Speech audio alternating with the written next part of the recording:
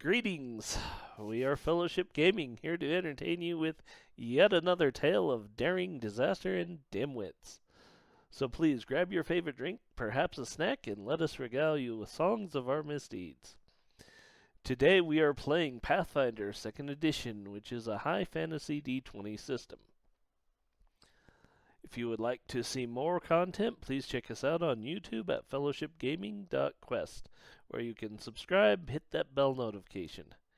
If you would like to join us during our live stream, head over onto Twitch and give us a follow in order to be a part of the live chat. And now, over to you, Justin. All righty. Happy New Year, Fellowship. The last time we saw our heroes, they had just come out of a harrowing fight with a dangerous undead cult attempting a dark ritual in a desecrated burial ground right on the edge of the orc steppe. They were looking for a very pregnant, very human, and very missing Heli, an acolyte of Getholf in the city of Zanqualch. Following her trail from her humble bungalow, they got the impression that she had been taken, sort of against her will, Well, totally. we figured against her will. We just thought she was Yeah, already dead. yeah. Or in They a they position where we couldn't do anything. Yeah, following the trail, they came out of the city limits into sort of like the grasslands and these rolling hills on the edge of the steppe. And Komarov, the orc ranger and elemental combatant, grabbed his husband Alexandra's arm and just fled into the hills. No explanation. Abandoning his party to find a missing woman for reasons they don't know, but not out of character for Komarov. Maybe even Mhm. orcs. I don't know how many orcs you guys have met. You've met two, and one of them is a pirate, and the other one is Komarov. Um, um, uh, Continuing along the trail without their without their orc, you found a burrow into a hill with like stairs carved into it, and looking around, you found several entrances into this place. And Magnus and Koromo work together to undo these makeshift alarms leading down into a deep, pitch dark burrow where you could hear the sounds of bodies moving and chanting echoing through these like cold stone walls, and happening upon as aforementioned, dark, evil ritual where Heli is presented on an altar that has been desecrated. You began combat with, what was it, like nine? Nine wights. Two of them conducting the ritual, trying their damnedest to finish it, to come to some sort of head before anything could happen, but they were thwarted. Everyone was defeated. Heli was saved. Um, and you guys uh, investigated the burrow here and what they were trying to do, asking a lot of questions, not getting a ton of answers, but having some speculation. The next morning, sleeping in the, haunted, desecrated burial ground for safety, you had an uneventful night, except for Koromo having some unsettling dreams.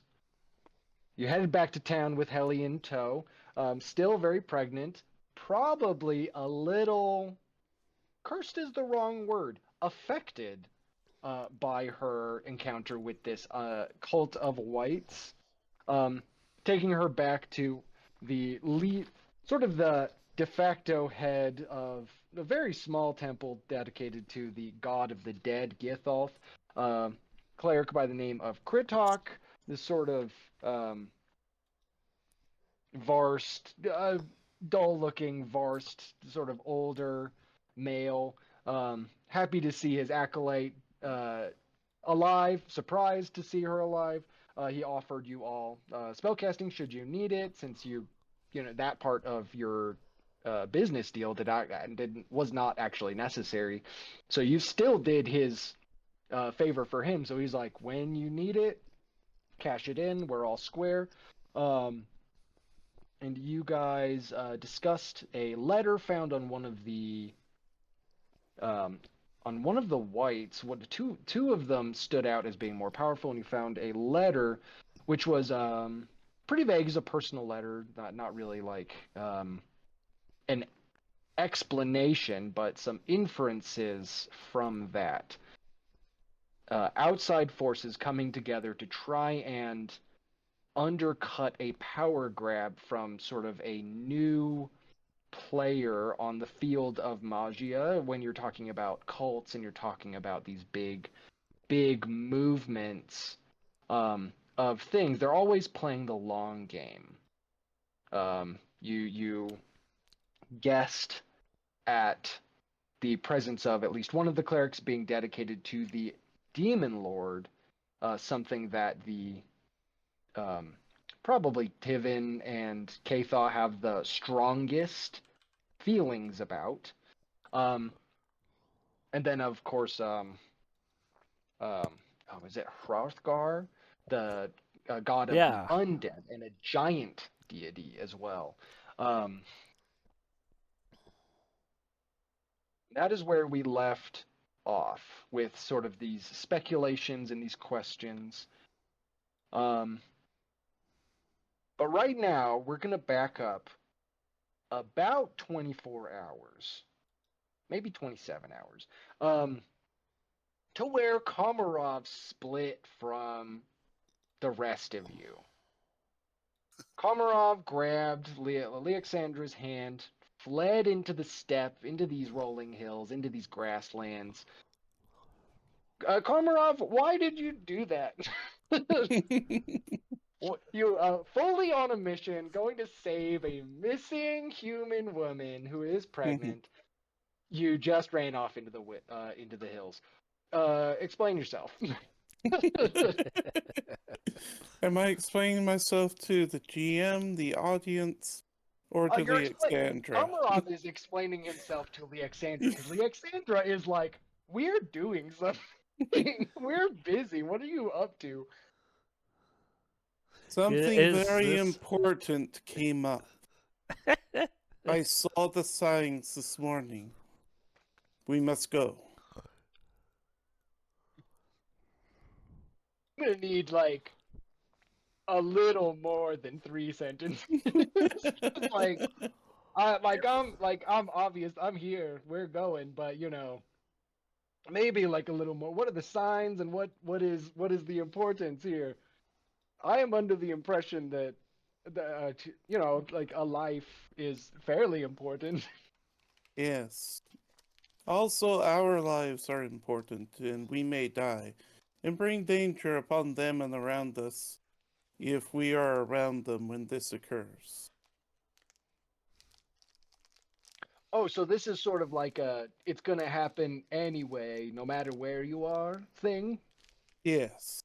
Oh, It has to deal with our marriage. You see, okay. now that we've had a uh, waiting period for nuptials, now the marriage has to be. What is the word?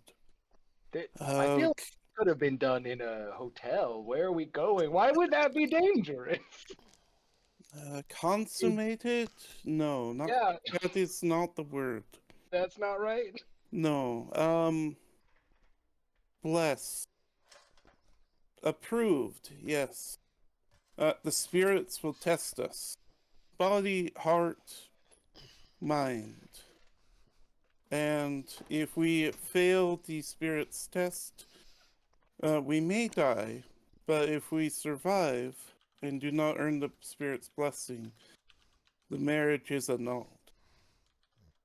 But we will be under attack. Whoa. All right. I'm Is getting this a Conan the Barbarian vibe. no, a little bit of that, yeah. He's like, does this happen to everyone? You guys, you give your explanation on the run. Mhm. Um, so it was like later in the day. You guys, yeah, they found the burrow and like spent their time. going through and in that combat right as the sun was going down. And I think you find the signs that you're looking at, I think more than anything, what the signs are while you're fully in town, I think are like, I think for Komarov specifically, it's like the way the ground feels under your feet and like the tingle in your skin, just the water vibrating. But you know you're in the right spot because it is far away from people that could get hurt. But it's like this clearing in the grass, and it is framing the stars right as they, the where you can see like some of the stars, but the sun is still like on the horizon a little bit, and you can Mm-hmm. see exactly all of the constellations you need to see in order for this to work the way you want it to be in your favor. Go ahead Mm-hmm. and make a survival check for me first to see if you find the best clearing. 23. Very good. Yeah, you find you're under your constellations, the ones that are dictating the spirits you can channel, the oldest spirits of earth and water. Double checking. Is that right? Have I gotten Yeah. Earth, your water, stuff? Have I heart. forgotten your stuff? Yeah. Art. Uh, and to Alexandra, I go, yes, we all go through this. This is how we have long-lasting relationships. Basically, Father Stone, Mother Water, and their children bless us. Otherwise, it would just be who's ever strongest, and marriage doesn't work like that.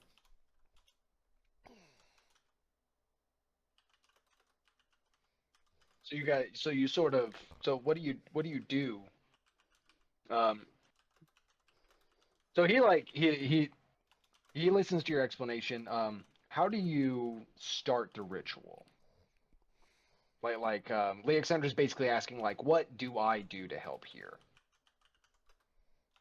So all we need to do is wait. This is the right spot. When the spirits choose, they will approach us. Um, Depending on the spirit, it'll depend on what they want to test about us. They may test our strength. You have small arms, for example. They may want you to fight something. Uh, I have insecurities. Yes. So I may be forced to confront those. And if we are dishonest, we will be punished for it. He's listening to that, and he's sort of like, "Oh, you guys do like marriage counseling first, not after. Okay, Mhm. but I could be killed. Yes, Marriage I will counseling, not prevent combat. this. Oh, okay. I'm glad that's an option. All right. So you guys are waiting, and you feel um the first sign that you know you're right is the first sign. I don't think it's the first sign for every orc, but I think Komarov knows it's the right one. You see, like the grass. You're in a little clearing here. Um, if you would like, I do have the crossroads map that we could use, but I think for what this is, it is equally as valid to just uh, do it in the mind here. Hmm. Because it's not exactly going to be like this big dynamic combat. Yeah. Um, but you guys are standing in this clearing, and you see the grasses in sort of like this circle that you found start to, like, the wind is blowing softly, and then it stops blowing into the clearing, and just sort of the grasses on the edge of it swirl like there is, like the wind is blowing into it but then turning. And you know that the first thing you are coming to um, is the test of the air spirit, which is sort of a little more of a playful one of the elemental spirits you deal with. Um, Hmm. so, of the questions it presents to you, how do you think Komarov? Um, I think this is unique to everything, Hmm. but you mentioned Komarov's insecurities. Is this Hmm. something that you face in its face, or is this something you face to Leoxandra? Like, is this something where, um, like, is every spirit challenging both of you at the same time, but not necessarily the same way, or does every spirit pick one of you? It's together so that basically we get to know each other better through a Mhm. spirit that can basically see through us. Yeah. And like uh Komarov will see the grass moving, and we just named him this morning, so uh he will say, this is Pavel the wind.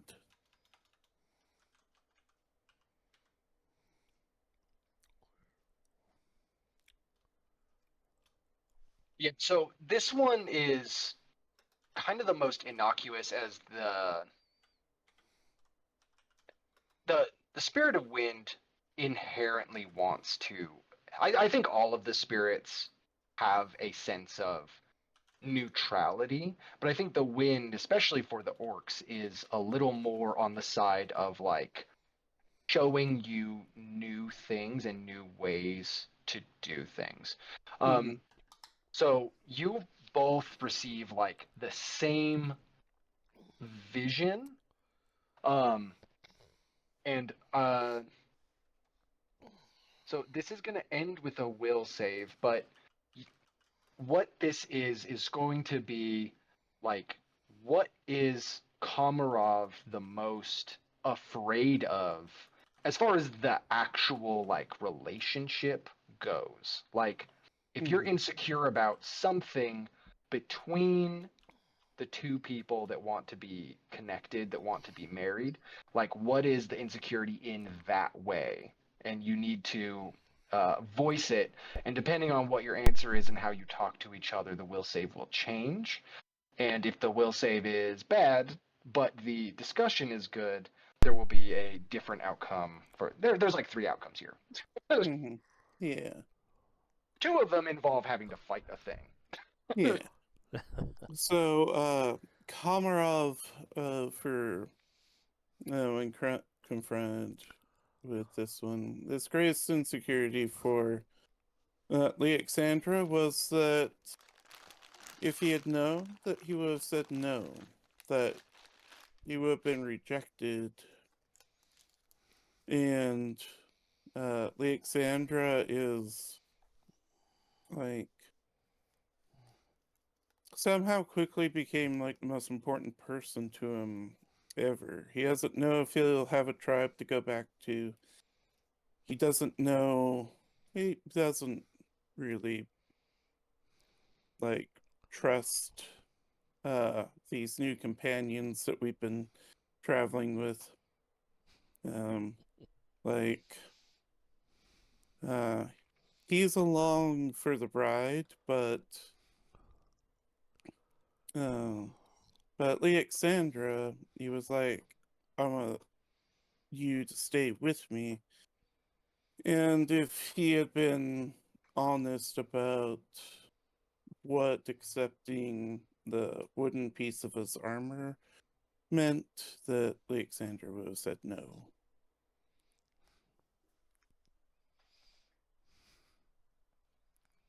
Just to make sure, is this stated to Leoxandra? Yeah, Okay. uh,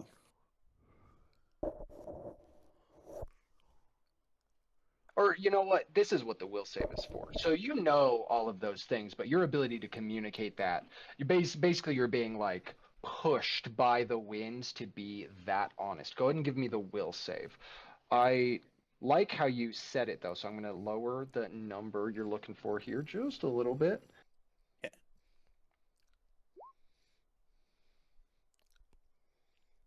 All right. So you tell Alexandra the reason you're like, what do you call that? The offering was sort of obfuscated is just a fear of rejection and a fear of this isolation. Mhm. Um, I'll go ahead and roll one for Alexandra here. Alexandra rolls pretty bad. Um, Not a critical fail, but it is a fail. Uh, Alexander he's nodding. He's a very accepting kind of person. But the wind is blowing through like his fur and like over his like sort of traveling uniform he wears. Uniform is the wrong word. His traveling clothes like blowing them, and you're express all of these things, and Alexandra has a harder time finding the words. But his response is, the thing I would worry about the most is I've been alone a long time. And the reason I've been alone is because I stood out as meek and sort of in the brawl culture weaker than the rest than the common brawl, and I was looked down on, and they value medicine as much as anyone, but there was definitely an edge to that, and so I chose to leave. And then I'm alone still because I still people look at me like the Brawl and they associate me with people that I don't feel a kinship to. And sometimes there's an edge that you talk about other cultures and things you don't understand that reminds me of the same tone that people had viewed me in. Mm. And it seems like it's really hard for him to get these words and feelings out. Roll a d4 for me. Yeah. Nice. Okay. Um, so you passed very well, but Leoxandra did fail. So you're only going to have to fight one, but go ahead and roll initiative for me as out from the wind, this sort of cloud appears over Leoxandra Okay. and starts to rain on both of you. And also, it starts to try and shock you with lightning. Let's see.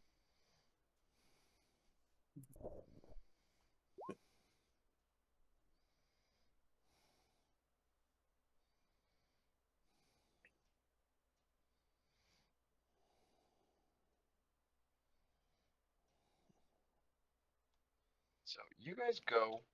You go first, as this cloud starts to form, and it is like you know air spirits.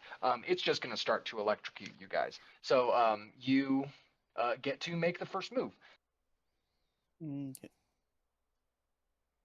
So we'll hunt prey, raise my AC, and then let's see. About how far away is it? In the air? It is like I do think it is 5 feet above Leoxandra's head, so it's 10 feet away from like if you guys are like facing each other in your squares, it's just above Leoxandra. Um, so it is out of like fist reach as of right now. Okay. So 10 feet away, but Okay. up, not out. Yeah. So we'll uh launch a hunk of rock at and see how that goes. Oh, there's one. Unfortunate. Yeah, maybe Earth was the wrong element for a wind spirit. Yeah, you fire this off, and it's like almost not formed enough for you to have hit it. You're like little jump the gun there for a second. Do you have any other actions? No. Okay. Unfortunately, um, oh, I guess he can throw his scalpel. He, uh, okay. So Leoxandra goes next, and he actually was less aware. You told him there would be danger, but he still wasn't like holding a knife when all of this starts. So he Mhm. has to draw the scalpel. He's got a bunch though. Like he's got like his old ones; those are for fighting, and then his new ones, which are for actual surgery. He draws that, and he's going to attempt to throw it up at the cloud. He gets a 14, and it misses. His last action is going to be to prepare a reaction to help you make a better attack. So he sort of like gets back to back with you. All Mhm. right. And then it is. Oh no, I went too far. The cloud's turn. So this thing is above you guys, and it is going to start with.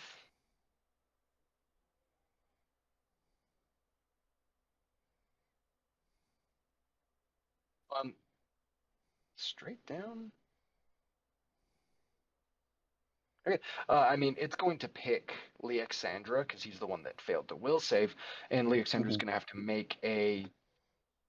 Uh, he gets a natural 20, but it basically just starts to rain exactly down on him.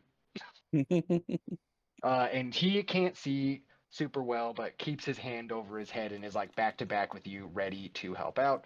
But then it's going to fire a lightning bolt at Leoxandra, and that will hit. He takes 4 damage, um, as it just sort of starts to just do normal cloud stuff to him, but only to him. Mhm. All right. So while you guys are fighting this cloud, the next question comes up. The next question is the spirit of water. What is the spirit of water the most concerned with to the orcs? um. So, uh,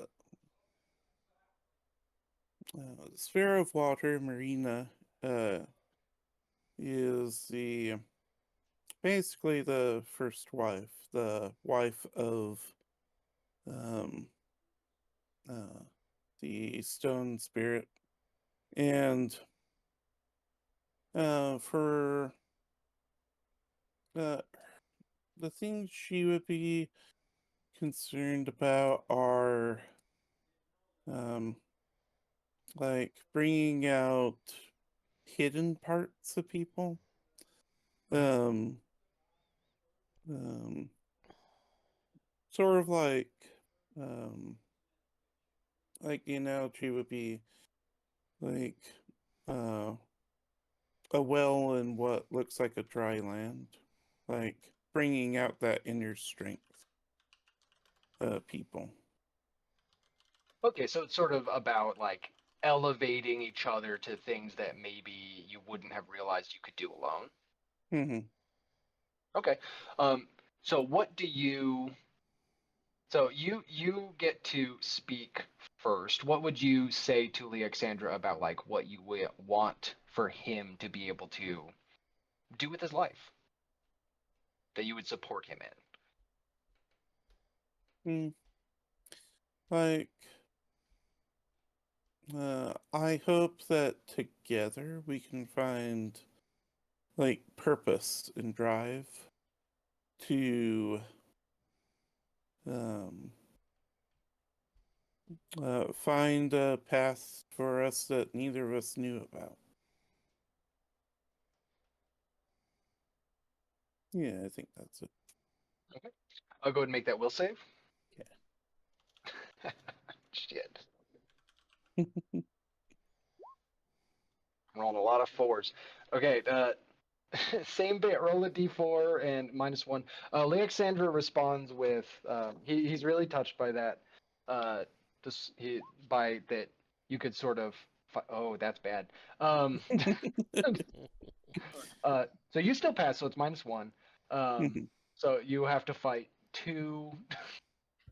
So you've got the cloud. Okay, I'll start with Leoxandra's thing.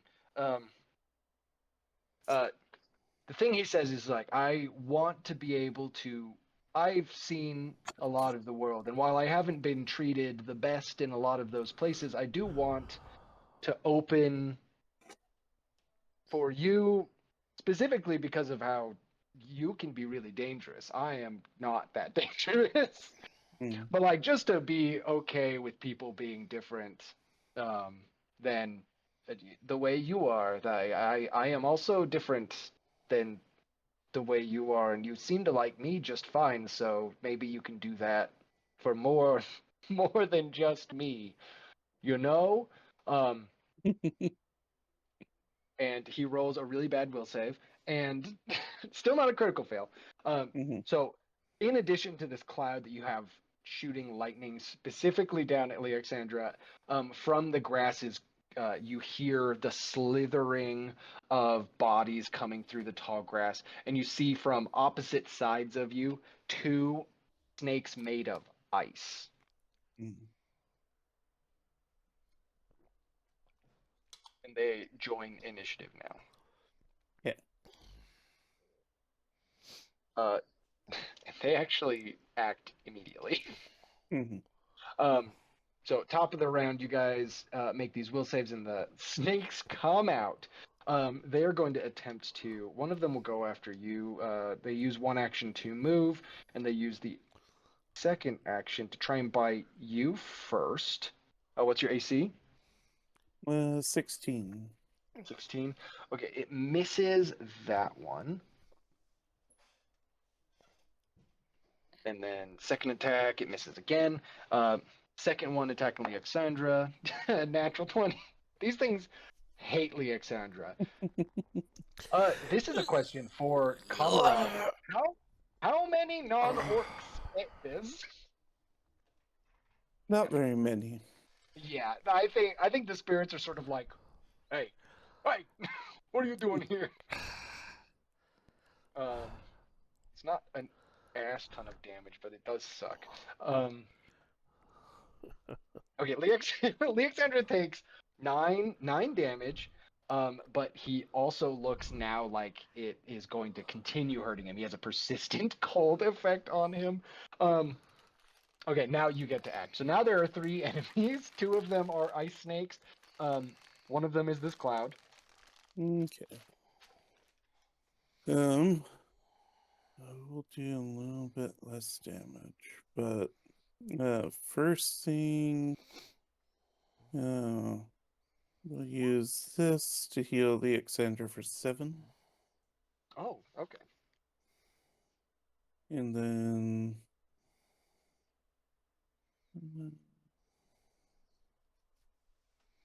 let's see, and then Alexander was gonna aid me, so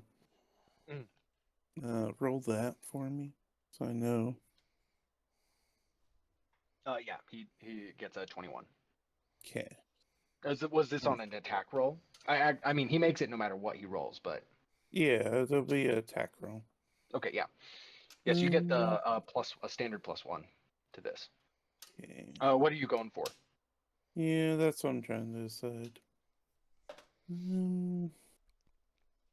The snakes look marginally more dangerous than the cloud. Yeah. Okay. So we'll use 2 action. Do bludgeoning against them. Let me add the 1.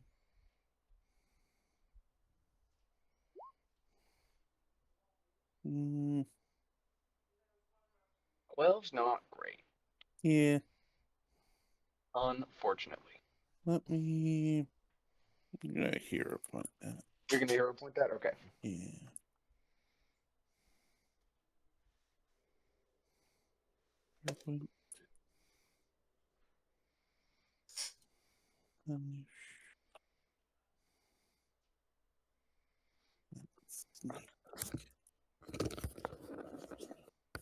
You have to tell the hero point what to do, otherwise it's less likely to work.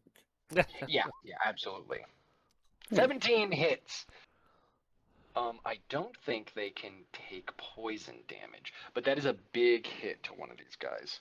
Yeah, I choose one of those, and I chose bludgeoning. Oh, you choose one. Okay.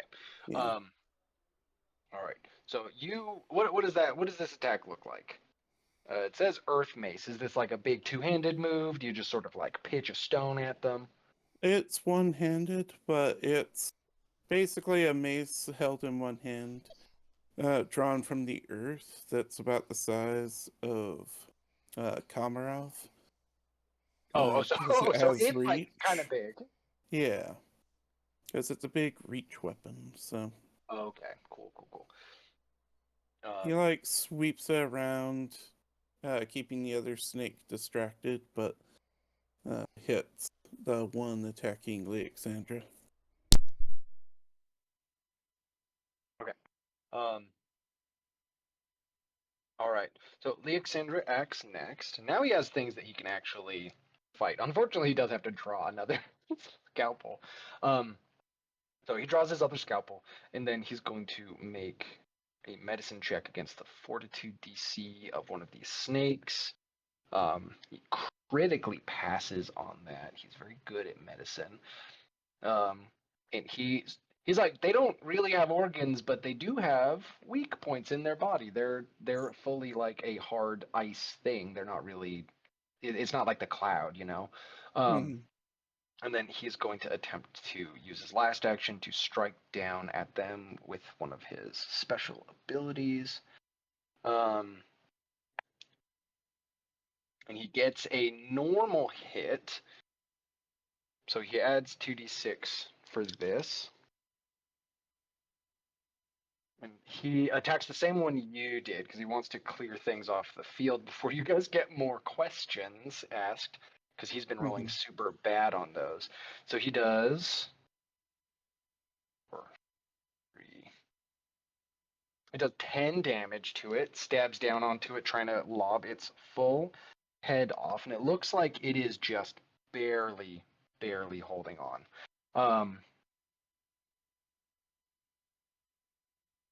So that is 3 actions from him. The cloud is going to do the same thing. um,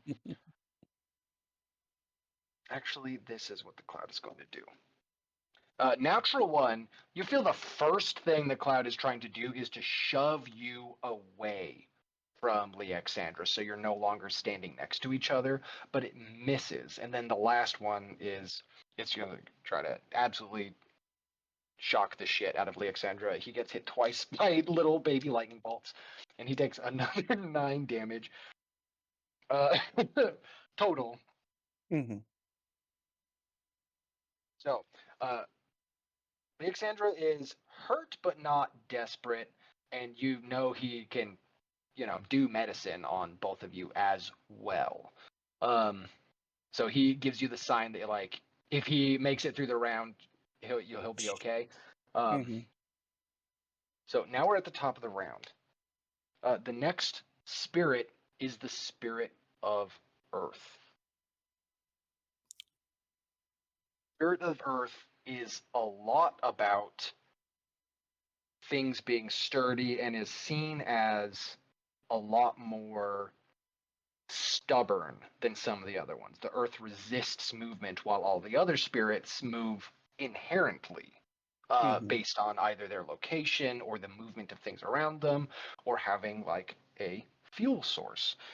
So, what is the question that the Earth Spirit has that would relate to a relationship or a marriage? Um. So, Vadim of the Stone would be concerned about like Um, what is it that we share that will keep us together? Like, what is our relationship based on?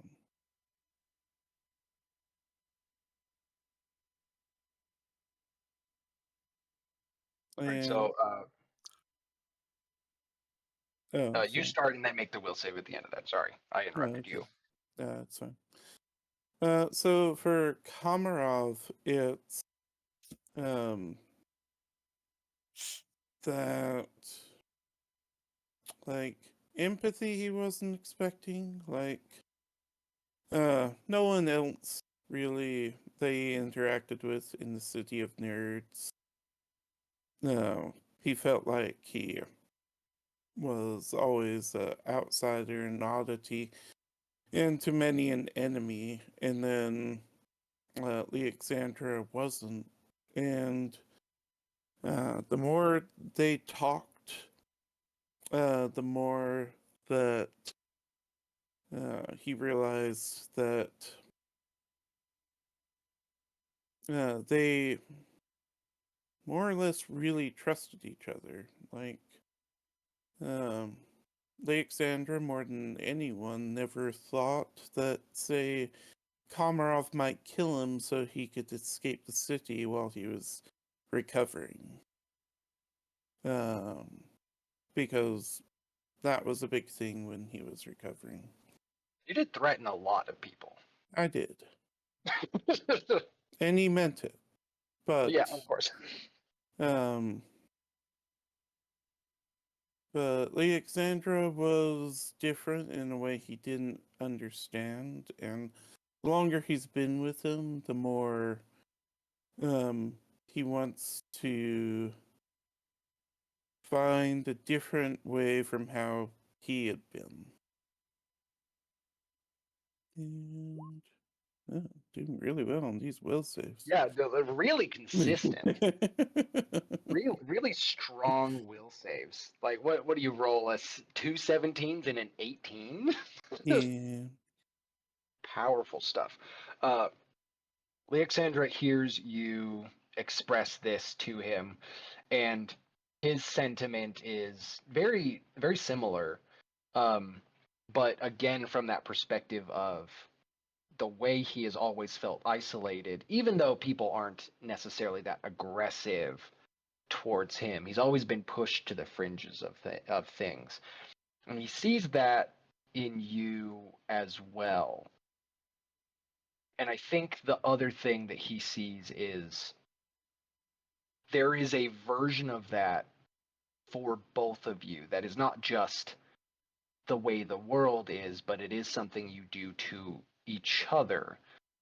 And to have overcome that for each other stands out to him as well. Like whatever friendship that started and became this scary, dangerous orc marriage. He said we both had to choose that even before there were any things left on it. And he thinks that's very powerful in a friendship. He gets a Hmm. natural 20. Oh, good. So go ahead and roll a d4, and it will be -3. You may not have to fight any earth creatures. You both are totally honest and secure in this way, and nothing else comes out into the clearing. However, the ice snakes still attack both of you. Yep. So we'll start with Komarov because one of each is attacking both of you. Mm-hmm. Natural 4. Oh, that is an 18 Yeah, to that'll hit hit. Komarov. You take 6 piercing damage, and you take persistent cold damage at the end of your round. Yeah. Last attack, no, nothing. And then against Alexandra, fail. Hit. He only takes 2 from that one, though. Oh no, I've changed my window. And then the last one, Hail Mary. Oh, that the last one actually hits as well. It takes 3 from that one, so 5 total to Alexandra here. For that, no earth creatures appear. Komarov, you're next. Alexandra says he is. He gave you the signal that he's like pulling out his medicine stuff, Mm-hmm. so you don't need to worry about him, and you're not hurt that bad, right? Right. Okay. That was the first time. Oh, Okay. what's my persistent damage? So I know. A d6. Okay. It's cold damage. I'm sorry. You may have resistance to that. I don't, but I also, for some reason, thought it was the end of my turn already. I'm like, haven't done Oh yeah, I anything was like, yet, your turn Brian. just started. So we'll try and hit Alexandra's sneak. Okay, that hits, and that destroys that one. That's the one both of you have hit already. Yep. And then we'll do 2 action. We'll try and freeze the cloud. Nah. 9 does not quite do it. The cloud does seem worse than the other things, but Yeah. it's just up there. It's just up there raining. You're both soaking wet, and then these ice things are attacking you. It's a really shitty combination of things. Mm-hmm. Any other actions from you? No. All right. Leoxander is going to attempt a expert medicine check on himself. He gets a 32. So he heals 4d8. Is it plus 10 or plus 5? I think it's 10. Let me bring it up again. Plus 10. Plus 10, okay. 4, 10. So he heals 24. He's up to full. Okay. Oh, take that. The cold damage you take is 1, and then the cold damage Alexandra takes is 1. So Alexandra heals himself to full, and then is like, "Oh, it's cold here." And then Alexandra is still also cold. The cloud really still just focusing. It's going to attempt to push you away, fails. Then it will strike Alexandra with lightning 1 time. So he gets hit for 6 damage this time. He's still doing all right. Oh, I'm sorry. Leoxandra didn't take the rest of his turn. That was 1 action. He's doing battle medicine. He attempts to stab the other snake. 1 hit. Second hit. And then he doesn't have enough actions to do his special thing anymore. So he'll just do. So he hits it for 5, 8 total, just jabbing down in it. So he like wraps himself up, like pulls his coat up a little harder, and then just stabs down into the head of this snake. They're like, it's a small size snake, so it's like the size of a golden retriever, but long instead of tall. Just stabbing down into the head does a decent amount of damage. The last spirit that comes up after this thing shocks Alexandra and he's stabbing down at this ice snake is the spirit of fire. The spirit of fire is about freedom. The spirit of fire is about mischief. The spirit of fire in this ritual is concerned with the way you, as a unit, will react to unexpected problems. The way you can overcome things together because the world is not fair to people, regardless of their station or unity. Mm-hmm. So this one is less about being able to vocalize something. This one is going to be give me a will save and then a reflex save. Yeah. Huh. Huh. Well, yeah, so Alexandra fails the first one and critically fails the second one. So the thing that happens here, so you critically pass. So this one will be roll the next d4 for me. Yeah.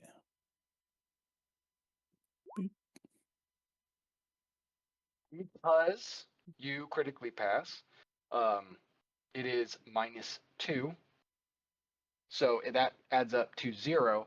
However, Leoxandra is going to take double this damage, and you're going to take the full damage. Mhm. So no creatures come up from it, but just underneath both of you, the grass opens up and just, gouts of fire shoot up in this like sort of swirling helix, going perfectly around this little rain cloud. Um, oh, that's a mean roll. Shush. Leoxandra straight up falls unconscious. He is hit by so much fire. Mhm. Because of his natural one. Super unfortunate. And then you take 14. If Leoxandra hadn't been hit by that lightning, he would still be conscious. So Leoxandra's unconscious, straight up falls unconscious. But no creatures of fire appear. Now, there's only one ice snake left, and it is the one attacking you, and it's going to remain so. And it is pretty hurt. So we're going to start with the first one gets a 19, the second one 10, third one 1. So you take 4 piercing damage, persistent cold. You were already doing that, so that doesn't stack or anything. Mhm. Komarov, it is your turn. Leoxandra's unconscious, having been just burned all to hell. You are burned all to hell. You've still got this snake, and you've still got this Dom Cloud. Okay. Um. Okay. So let's see. Um. That's too many things I'm gonna do. Okay. Let's try and hit the snake. Mhm. Okay. And then Oh, yes. 16 does hit. let's see. Can't remember. Does Wireblade have agile on it? No, it doesn't. Okay. Couldn't remember. And Snake then has cracks running all through it, but it is still there. I will try and hit again. That destroys it. Okay. Snakes are gone. Cloud, there. Leoxandra, unconscious. Hmm. Oh, were both of those 2 action attacks? Oh, yeah, sorry. We Let's can keep the see. attack roll. It had Yeah, the 2 hit points. damage is 3 less, so 9 damage. Oh, okay, no. Still totally destroys it. Just wanted to make sure. Yeah, Um, sorry about that. no, it's all good.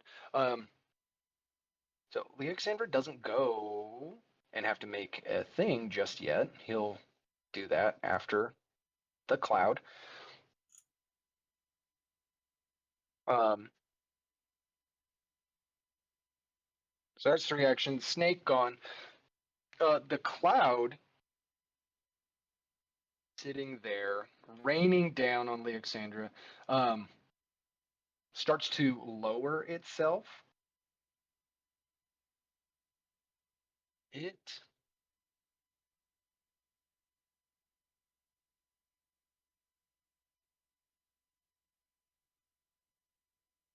cloud just sucks so much, but it is the funniest thing. Um, so the cloud is raining straight down still.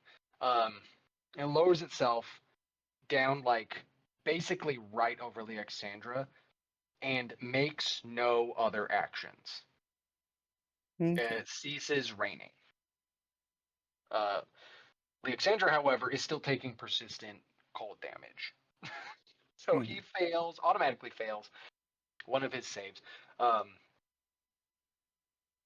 but then it is you. There are no more snakes, and the cloud did not attack. Okay. I forgot to do this last time, so I take a D6 persistent cold, Oh, yes, yes, you would. and uh, I and failed you that. continue to be cold. Yeah. You take 1 more cold damage. Okay. All right, and then it comes to your turn. Let's see. Um, guess it's the same. So we'll um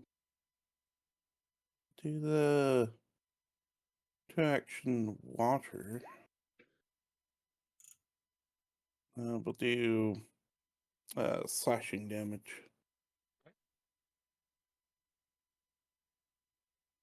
25 does not quite crit. Is it resistance to any of these things? No. Okay. 12 damage. It's still up. Yeah. So barely. And then the 1-action earth mace will miss. Um. So it moves to the cloud, and the cloud remains not taking any actions. Oh, Okay. you know what? I didn't roll that d20 to see if Alexander would stop taking cold damage. 19. So he's now no longer taking cold damage, but now it's his turn again, and we need to make that. Oh, No, and he fails. uh-oh. He's now dying 2, 3. No, yeah, Alexander's dying 3. So close to clearing mine. I take So another close. d6. Yep. 2. Okay.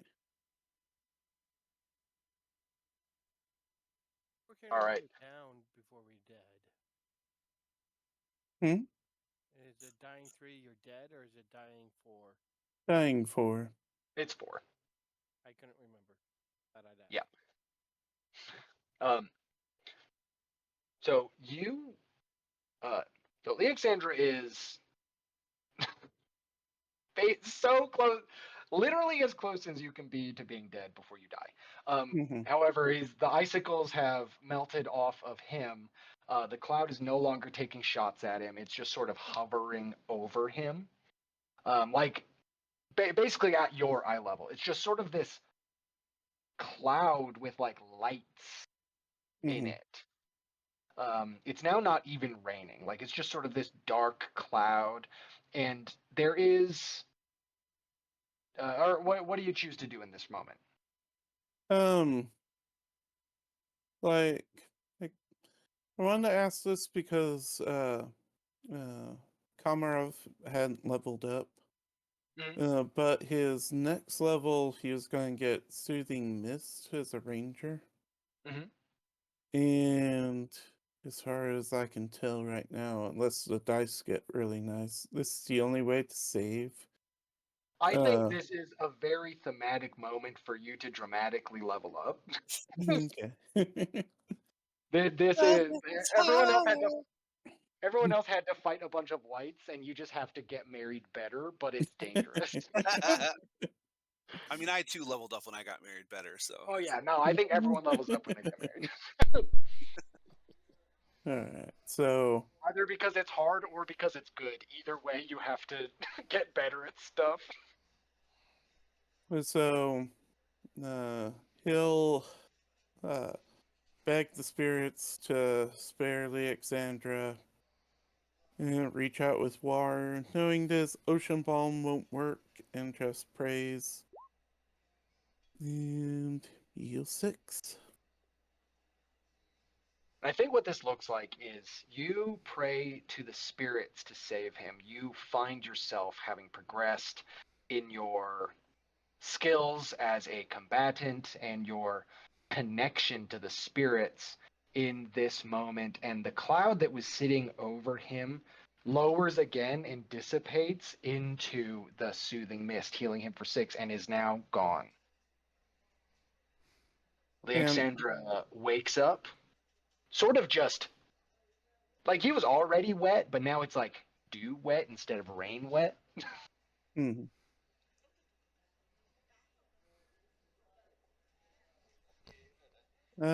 You're alive. I'm so happy. He sits up and he tries to right himself, and he goes, "Oh, whoever that fire spirit is a right bitch. Oh my god." Just so burnt. And he gets up sort of on his knees because you're small, and he uh, pulls you into like a really tight hug. Hmm. And the ritual is over. And I think instead of like 7 rounds or like yeah, no, like 5, 6 rounds, this went over the course of like several hours. Like you look up and like the night has fully moved on. You're both soaking wet. You take another 5 cold damage. Yeah. Eventually, we'll get there. Nope. Almost. A minute goes by. There we go. There it is. Like 1, 2, 3. Like when it You would have fizzled out take another anyway. you take another 14 cold damage. It's so It's a funny. good thing I have all these hit points. Yeah, Leoxandra heals you. That doesn't happen. You're fine. He helps you. He warms you up. The ice melts, and he uses his skills as a surgeon to get both of you back to full hit points over the course of the night. So the night has moved on. The wind dissipates in the clearing. The grass stops swirling in sort of this wall separating you from the rest of the world. The ground where it was burnt in this fire is clear again. These other things dissipate into water, and you're left in like sort of a late summer night. Again, you still are soaking wet. Like it's not Mhm. everything is gone. You're still as hurt as you were. I think Leoxandra has like now like burn marks on one arm where you're not sure the fur is going to grow back, and there is like a very distinct mark of having been struck by a very small lightning bolt on that same arm. Mhm. So where there would be fur going down into his hand, like it's just sort of a clear lightning bolt in scar tissue. Mhm. And he's looking down at that. How do you guys head immediately back to town, or do you like set up a camp? I set up a camp for the using the other thing I just made up. I look for some tulsi blades. There's certain blades of grass. They're effectively like a tinder twig. You just snap the blade and fire comes out. So we need to warm up after all the wet. Yeah, yeah. Go ahead and make a quick survival check. Not a hard one. This is where you grew up, or close to. Yeah, you set up a camp. You get the fire going real easy, and um, Alexandra is like warming himself by the fire, trying to dry his fur off. And he's like, "Orc traditions are brutal." Everyone Yes. else just sort of says yes in front of people. Mm-hmm. Like everyone's sort of everything else is just sort of you write your name down somewhere and like you give each other gifts. Yes. Well, I mean, that's human tradition. Maybe Brawl. Yeah, yeah. I think it's the brawl tradition as well. It's like very, not very bureaucratic, but like being seen, Yeah. and it being like not necessarily political, but social. That's the word I was looking for. It's a Hmm. very social thing. Um, Yeah, the Vars and then tradition amounts to, hey, do this, and a bunch of guys run off to try and accomplish it.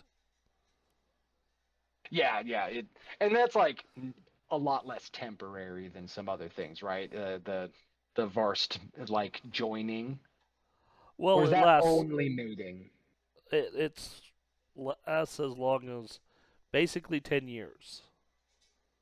Okay, yeah, So but there's like a it's time limit. yeah. If you're done after that, you'd tip your hat and walk and hit the road. Well, they're usually done after that. Children are raised. Okay, good luck. They don't really have marital. They don't couple. They don't pair bond really. Yeah. They co-parent. That's what they do. Yeah, that's a good word for it. They fulfill their duties and hope they enjoy it, and then they're done with that. Yep.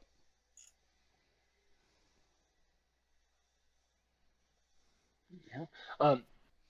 Yeah, so you guys set up camp. You find yourself having grown, and Leoxandra sort of has these marital scars now. Hmm.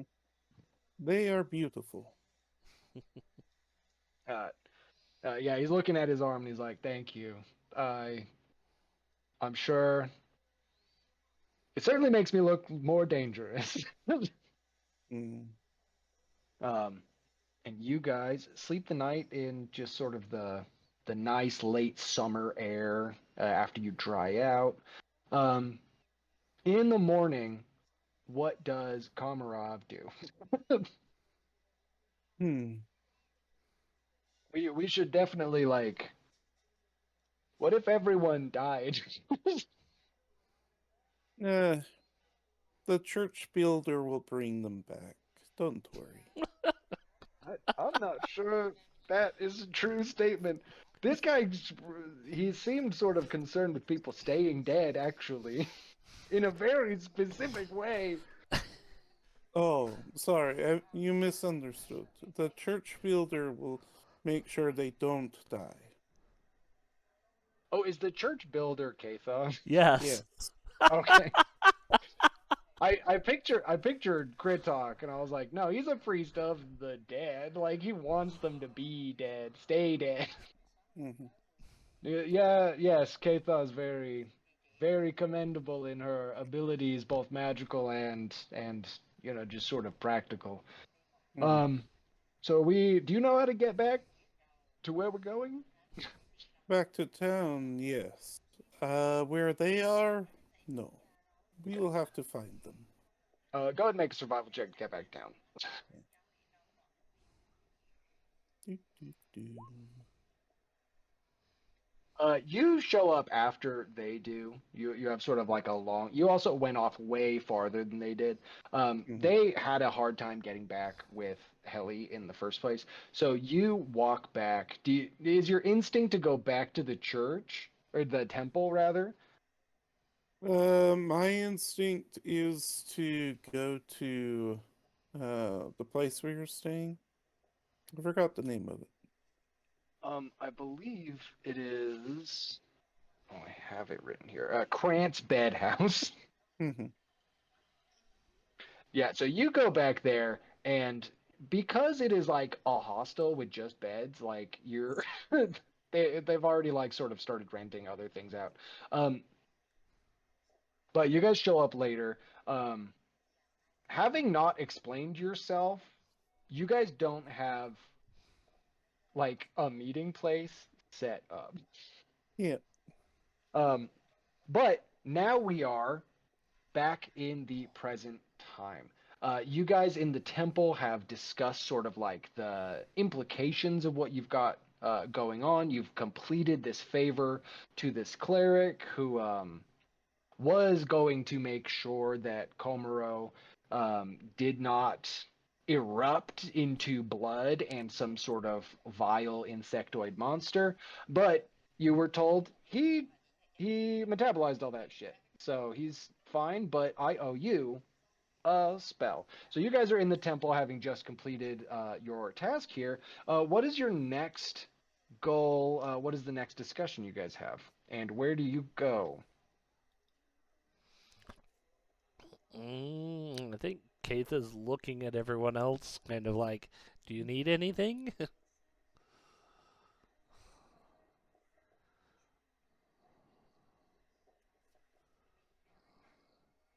Am I talking? I am talking. Yeah, you're talking. You're good. Yeah, I Yeah. had to take off mute.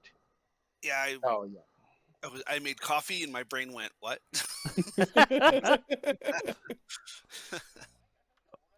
I'm trying to remember. Still injured from the fight. I mean, you're still Well, lucky to be alive. Oh my none of god. you should be injured from the fight. Oh. think we got rest. I'm trying to remember. I think I asked a little bit about shields. I know there's a rune, I think at 4 in the old things. I don't know if that's still a thing now. What's it called, sturdy or something like that, or resilient? I can't remember. I think that's a specific kind of shield. I'm not sure that's a rune. No. No, Reinforcing. Yeah, they Oh, have okay. a- No, that sounds more like a rune. Yeah. Reinforcing runes make a shield significantly more durable. So it increases their hardness by 3, gains hit points, and broken threshold up to a maximum of 8, 64, and 32. What is my... Yeah, so that would make my shield better. Doesn't it? Hold on. I don't have any guardian thing that just gives me a good shield, do I? Now that I know how good a shield is. I mean, yeah, Keith is probably in the same boat of like, I want to make my sword a little better. You guys are in sort of like one of the largest trade places on Majia. Like you can get most things in Yeah, Zhang get Falls. most things. We don't have money right now. That's kind of where You- we're at. Is we don't really That have is fair. money. You have We 50 bargained. gold worth of gems. Yeah, we bargained for spellcasting. So, if we want, maybe we should go see if there's some mercenary jobs available. Is that what people are thinking? Let's go murk That sounds ourselves good out? to me. That sounds like I a think good that idea. sounds good. Get paid. Yeah, we still Fred, haven't you written are so soft. the Yeah. Excel sheet for... Can you hear me better Loot. now? A No, little bit. I'm gonna turn you up though. That sounds Yeah. wrong. Well, there's a user volume in this, so talk Yeah, I'm again, at Fred. 200%, and he's super quiet to me, too. Yeah, I can't imagine what he sounds like to you guys. talk, Mhm. Fred. I'm talking. Okay. Yeah, he has to That go... didn't help a lot. Okay. All right, Oh Fred, well. at the bottom, you should see a user setting. It'll be next to your name. It looks Yep. like a gear. Mm, So it'll be bottom left corner where you see your name Oh yeah, Gary. Yep. and there's a gear. Third one That's would be a user gear. setting. You're going to click on that, and then scroll down to where it says voice and video. Okay. And then at the top where it says voice settings, the input Increase it. device, input Yeah, volume, put the turn it all output the way up. volume. Oh yeah, input all Or- the way up. Sorry. You can- or output. I can't remember which one it is, but yeah. No, put Probably the maximize it. input up. That's your microphone. The output is what you hear. I'm looking at it too. Yeah, there you You go. were correct. Initially, I was mistaken. Okay, am I louder That's now? perfect. You're much better. There you Much better. Okay. Yeah, that's great. Thank you, Fred. You're welcome. I can fix things every once in a while. Yeah. I mean, Well, that's why I came to your house, so I could see exactly what your setup was like. So then when we had these issues, I knew exactly what to do. yeah. Okay. Anthony and I are reasonably tech savvy with some of this stuff. Well, when it Well, comes to audio, Yeah. yes. Because I used to be. Yeah. Okay, then- so Anyways. Raven is the other- wanting. As far as Keith is concerned, your name is now Raven. Yeah, that makes things a lot easier. That way we're not so similar. Yeah, she's like, Yeah. your Komarov, Cam- Raven spell. Raven it is. Raven. Thank you. So for Casey, so you've only got 50 gold worth of like gems and then whatever money you had before. You do have the 2 like clerics weapons. They are I know. at least they're worth money. Money, yeah, we'll probably sell those, but I doubt that's going to be enough to give us like the 130 gold we need for both mine and Tiven's weapons, or my weapon, his shield. I don't know what the rune is for. It's 75 gold for the shield. Oh yeah, probably not both. 75 for the shield rune, Yeah. and 65 for mine, so 140. Yeah, we're not getting that out of 2 items that are only worth 35 gold apiece at full resale value. Yeah. So yeah. So yeah, it sounds like we're whoring ourselves out as mercenaries. As And we terrible as also that got- sound. How are we getting home, or at least back to the school? We have that- other things to deal with. No, I right know. now. I'm aware. Yeah. I'm just like we have to consider that. as well. Yeah, so again, we're gonna go be mercs, because Yeah, that's let's about get all some we money. got. It's usually the humans that want mercenaries, not Vars. So, shall we head and to the more human side of town? Well, humans and elves. Sounds good to me. Yeah. We'll look in, Should we outboards. see if we can find the orc? Yeah. I mean, I think eventually you guys would hit all of the. Komarov does not know very many places in the city, so I think eventually you just sort of pick the right one. Like, there's only like 4 places he has Yeah. even been. So I'll say just at this moment, like, you go just walking past, you see them standing like awkwardly, like on a bench, standing on a bench. Komarov is standing on a bench. And Leoxandra is sitting on the bench calmly. Everyone is so tall, it's hard to see. yeah, you're looking for people Varstar over other tall. people. Just so I many mean, just the stairs. fact that most Varstar are over 6 feet. Yeah. Yeah, but Vars all look alike to the untrained eye. If I weren't civilized, I would bite you for that. I dare you to identify 2 dwarves from a visual acuity. I have a sensitive nose, so That's I fair. will Oh, yeah, use no, you that. definitely- Yeah, so you guys all meet up and you guys are going to look for work. Is there a specific kind of work that you think your group would be suited to?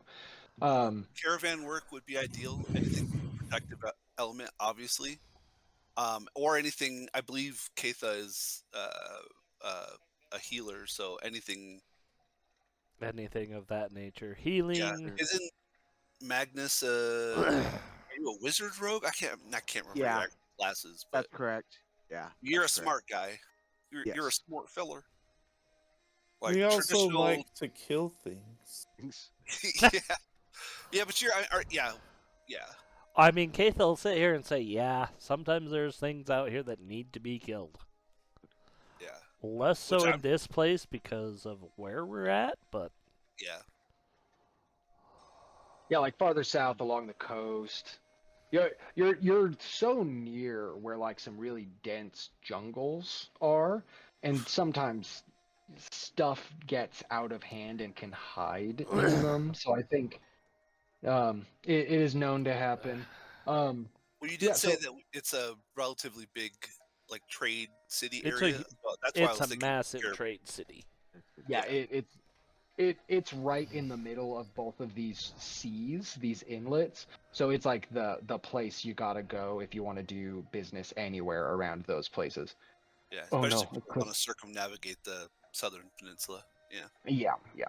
Most don't bother because that's extremely dangerous. Mhm. yeah. What is it? The Lauritania.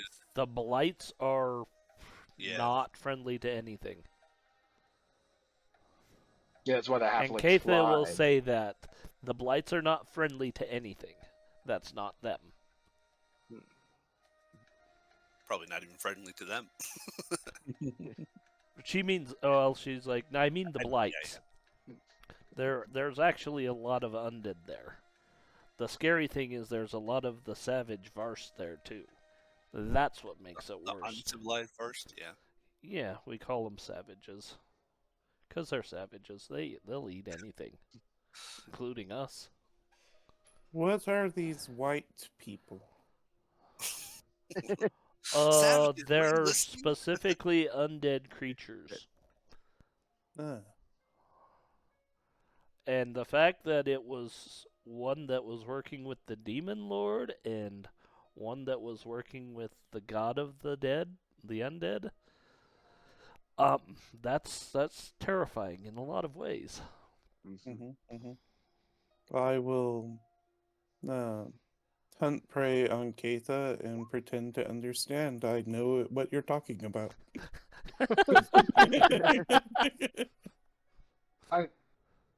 Komarov.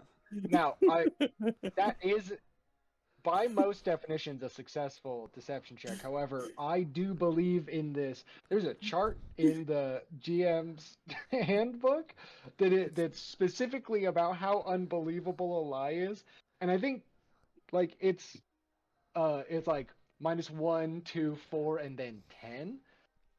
K-Thought does know you weren't there.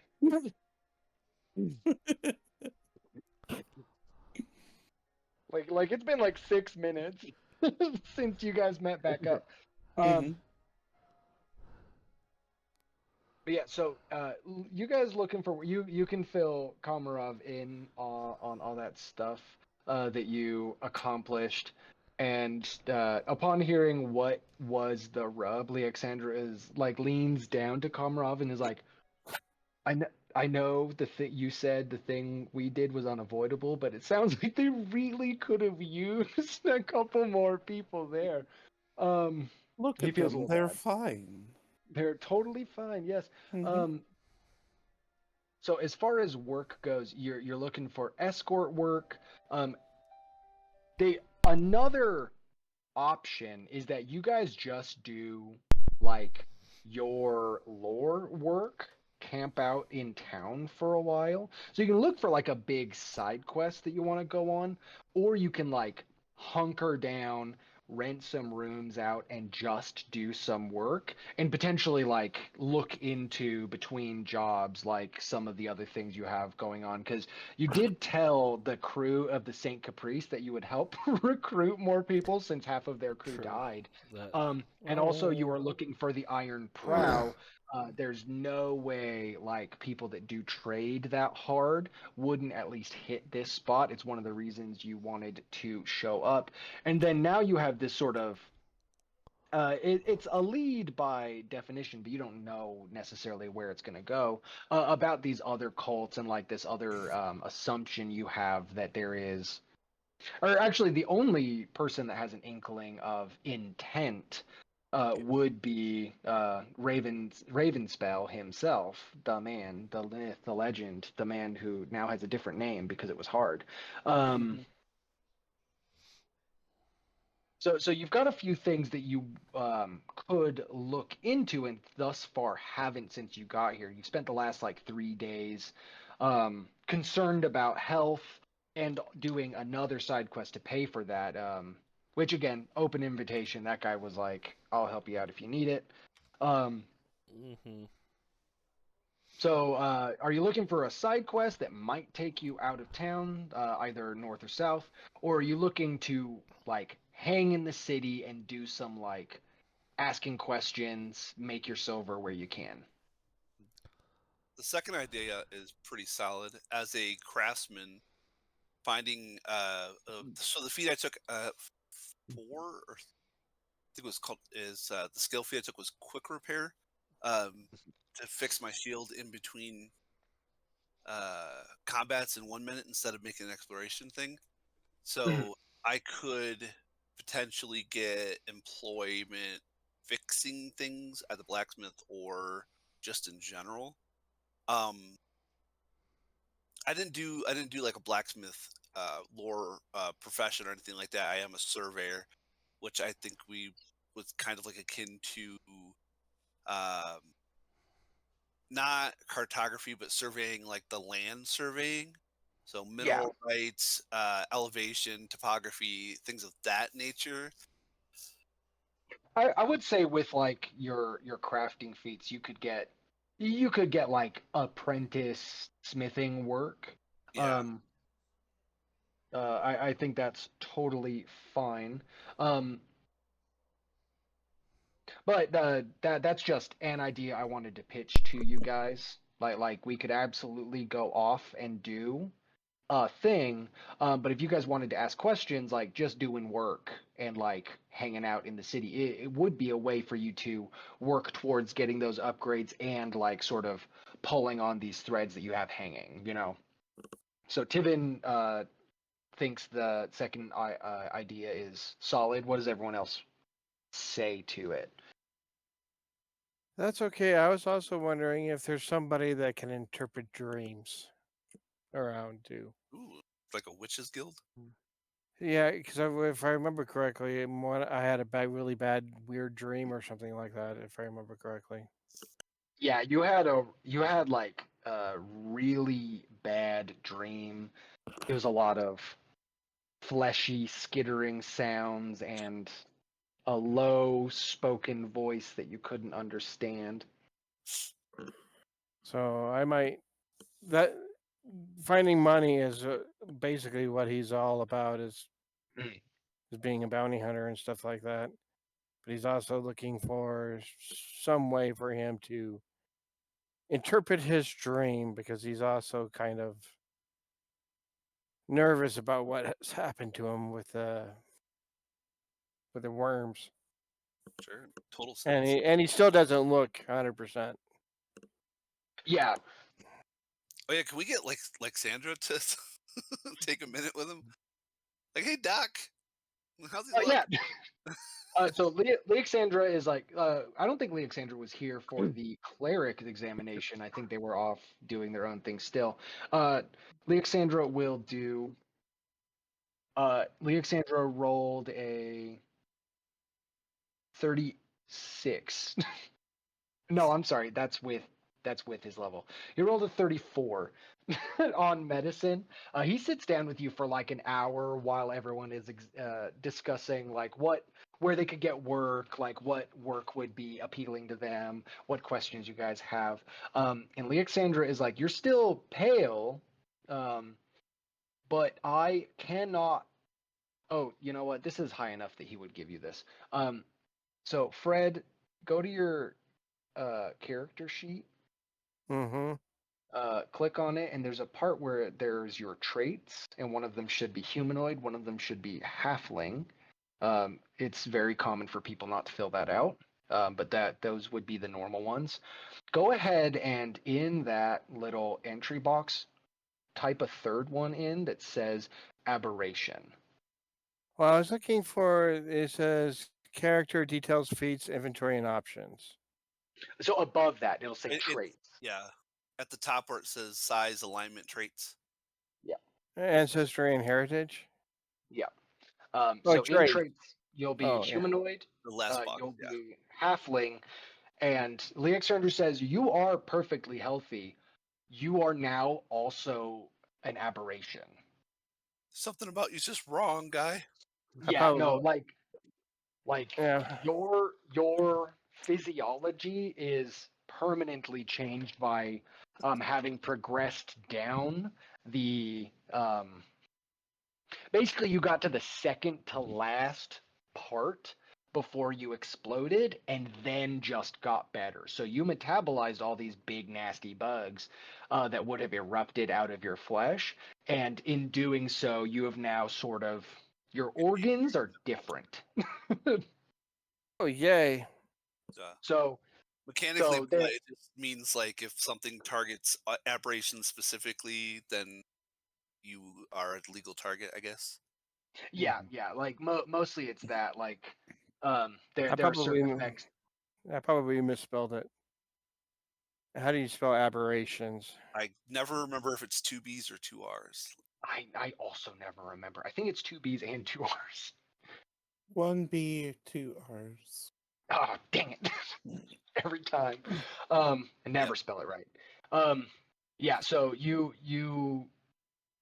almost blew up and then fought it back on just sheer force of will, but now there's not any way to back out of it outside of like big magic. Does that mean it's like a 1 in 20 chance that any children he has might be born with like a aberrant, versatile lineage or something? It would be sorcerer aberration. I love it. Yeah. Yeah, there's a lot of things that could or if at this point actually if Koramo Ravenspell, just to clarify, decided to start learning magic, he would be able to take the aberrant sorcerer bloodline as well. I don't think your charisma's great, so that wouldn't be excellent. Oh, that's but cool.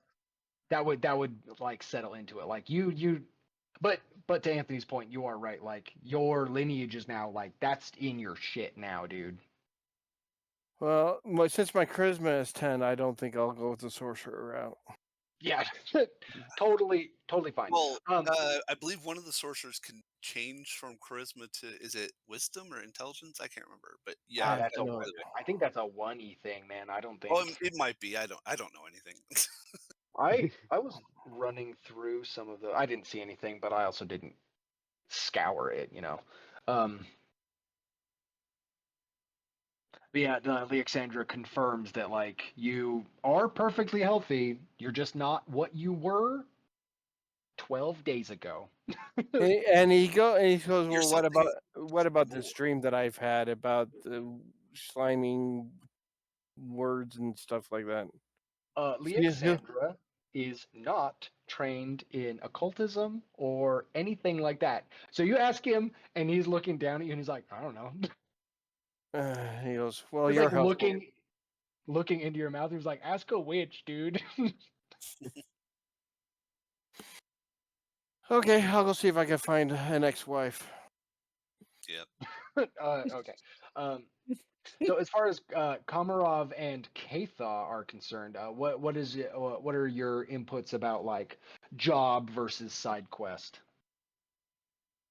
Well, unfortunately, skill-wise, the only money-making job he might have is his tanning lure, which is a mighty 2. So, he's like, oh, the elves. You guys talked about escort work. I can be an escort for elves and get information.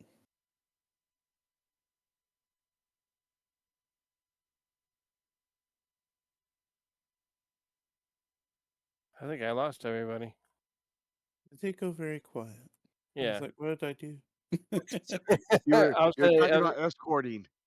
Yeah. Yeah, Yeah, that's the second time I've heard an escort job. So, because Yeah. I commented for caravans. I So, can I can break into people's houses. Yeah, Yeah, let's you could not. I mean, great. you could just start robbing people and risk that. I'm not going to call that off the table. I am going to say people will be looking for thieves if that is what's happening. um, so do what your heart calls out for. Um, Yeah, it's not the I first time do. you've been quote unquote incarcerated in this game. So Yeah. I do it's like need it's to the ask third time I've Komarov. been in a cage. Mhm. Komarov, you're talking about escorting. You didn't say escorting elves. You said being an escort to elves. Yeah. And I He need doesn't to know. know. He doesn't know that there's a difference. He doesn't know that there's a difference. There's a bit of a language barrier.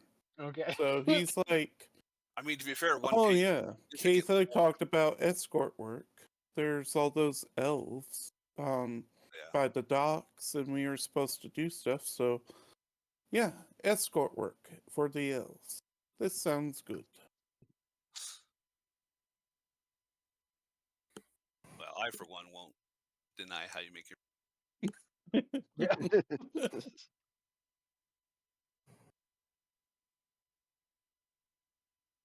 So we've got two for jobs, a confusion.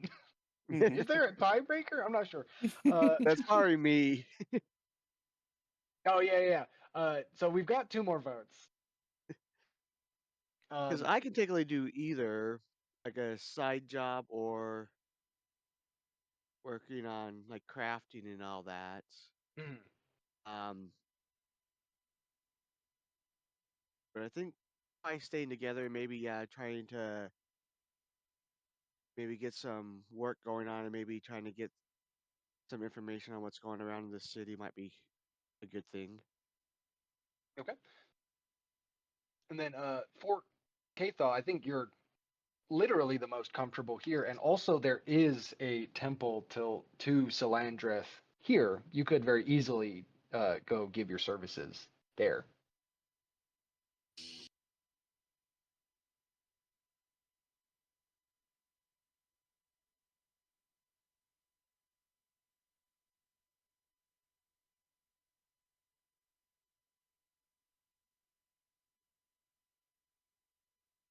Hey Siri, you muted, or do you just want me to keep talking?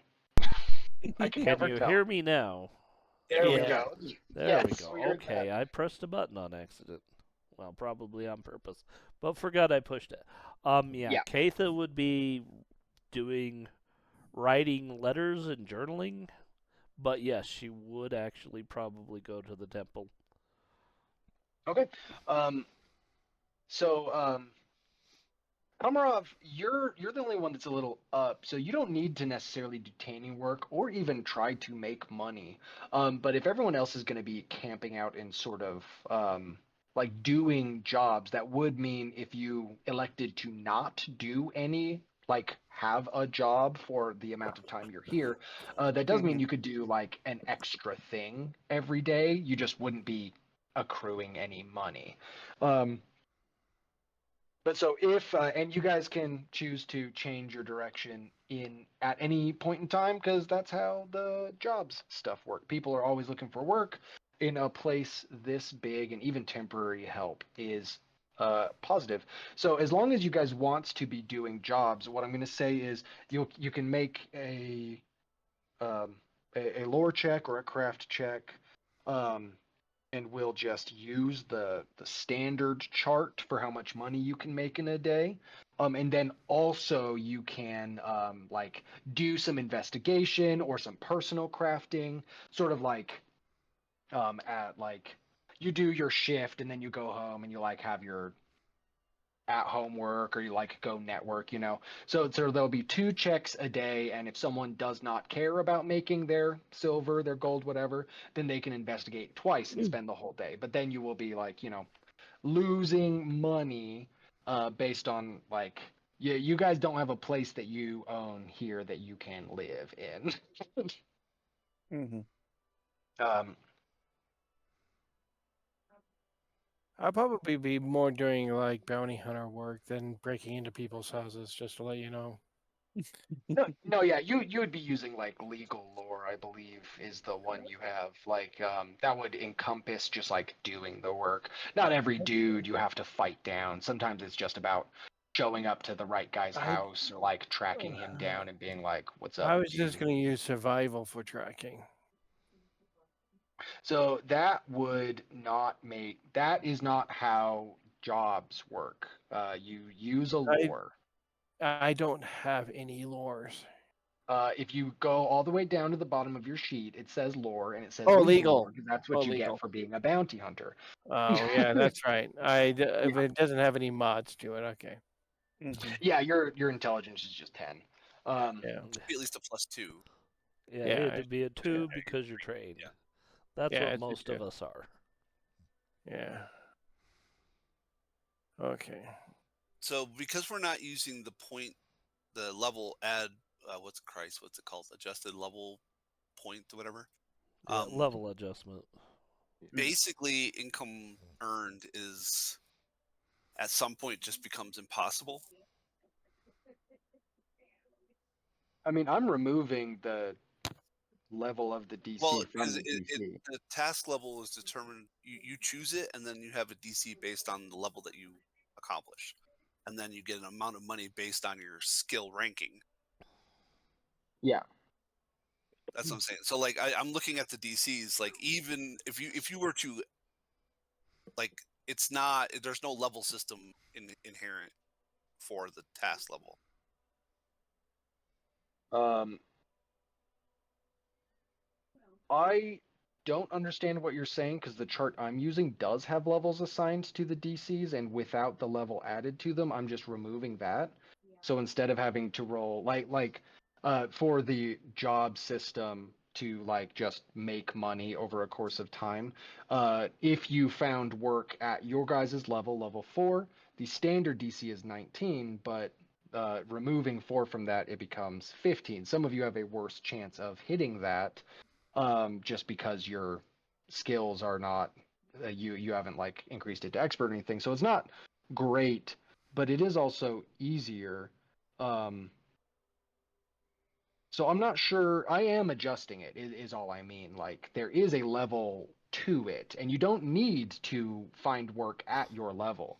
If your skill is bad because your intelligence is low, then you can choose to instead find level 1 work, and that would be an easier DC to hit. Just It's get just paid a also lot. less money. Okay. And I'm not positive you would be doing this at super high levels. This is something that, usually it's just done during downtime. Well, also since nobody really knows this here, it probably would be hard to find a higher level work. Well, so the way, all right, I'm not trying to be difficult, but the way Mhm. earn income works is the player asks for a task level. So I'm looking for a level 6 job.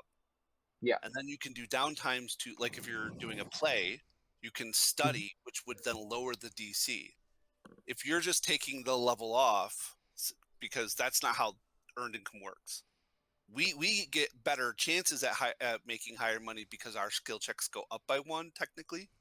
Mhm. But that's not how you don't. It's not like I'm in a city, I'm level 20, so all my tasks are level 20, right? I just say I'm looking for a job in this range. If I want a lower level job because I want to make quick money, then that's an opportunity that I have. I make a diplomacy check or whatever to find a lower level job. Typically, low level jobs are dime a dozen. That's how you get most day laborers. But if I'm level 20, I want a level 20 task because that makes me the most money. But it's also like you have to go into the Congress and like say what's his name has legal lore. If I'm a level 20 ranger with legal lore that's maxed out in normal Pathfinder 2nd edition, I would be like Harvey Specter. I'm a high-end legal eagle. No, I'm not going to do paralegal work. So that's how I choose that level task, right? Mm-hmm. Yeah. So the only difference I see in what you said and what I said is I'm not considering super high level stuff. I'm considering what we're doing actively now, and there's plenty of level 4 work. Sure. So we can worry about the level discrepancy as it goes up because it is different. You are right. But as of right now, the numbers aren't that different. So if you think you're going to fail, go for a lower level thing, Well, no, Like, all right, like, that's my point. So if we're reducing everything by our level 4, Mhm. Yeah. right? So if I were to choose a level 8 job, a task, then by your words, the DC is automatically lowered to 20, right? By what you said, going off of only what you said, Okay. reducing the DC by our level because we're not No, adding our level to the skill check, I'm so that makes reducing the more sense. level of the DC by the DC of that level. So if you were looking for level 8 work, the DC would not be 20, it would be 16. Because we're not reducing things by your level, we're reducing things by the level of the thing. Like if you were to fight a Tarask, I would be reducing its numbers, all of them, by 24, not by your level. It's the level of the thing in itself. So a level 8 job is not reduced by your level, it's reduced by the level of the job because the DC is based on that, not your level. Okay, so a task level 0 is what? Oh, you just reduce it by 0. So Yeah. a level 1 Mhm. is 14, a level 2 So is if 14, a level 3 is so 15. Mm-hmm. yes. Okay. And that's that we're reducing DCs by the level of the difficulty of the DC. All right. And Yeah, then so extra it's not by preparation your is level. still something we can also do. So if we spend a Yeah. number of days downtime to prepare to make it easier. So Yeah, that searching everything for else better remains the materials, same. searching for time. Okay. Interesting. Okay. Yeah, so reducing when we're not using level, we're using no levels. You know, Correct. so if you have like a level 12 item and the DC against it is like 30, I don't think that's right, but I would say no, it's 20, it's 18. You know, um,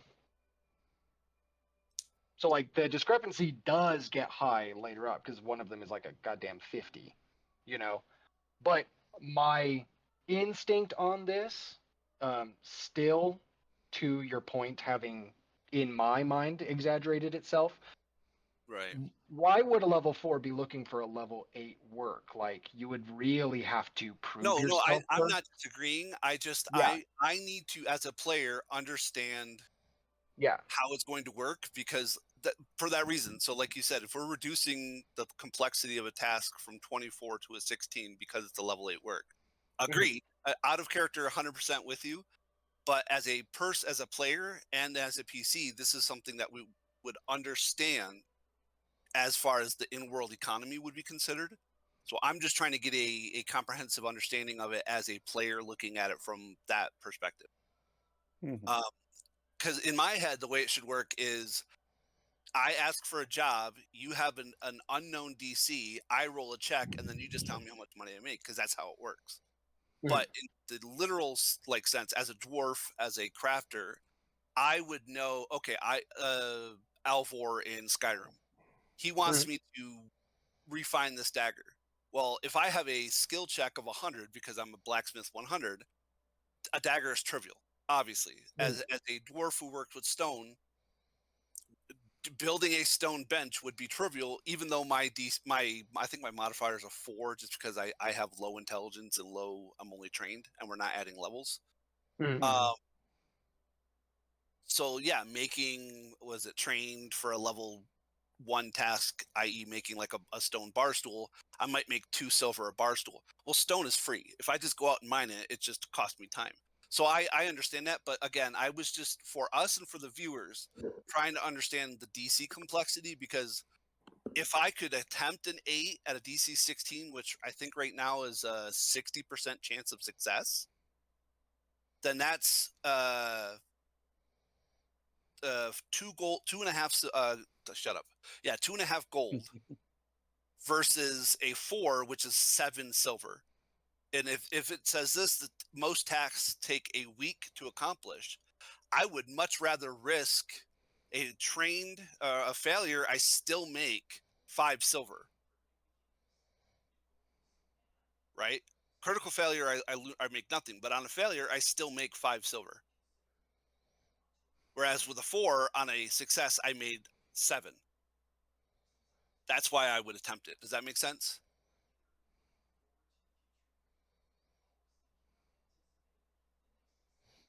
Am I muted now? No, you're not muted. But you see No, what I'm trying to say? On a failure with an 8, I still make 5 silver regardless, as long as I don't crit fail, obviously. I see what you're trying to say. The resistance I have is that I think you're inferring more information than I am.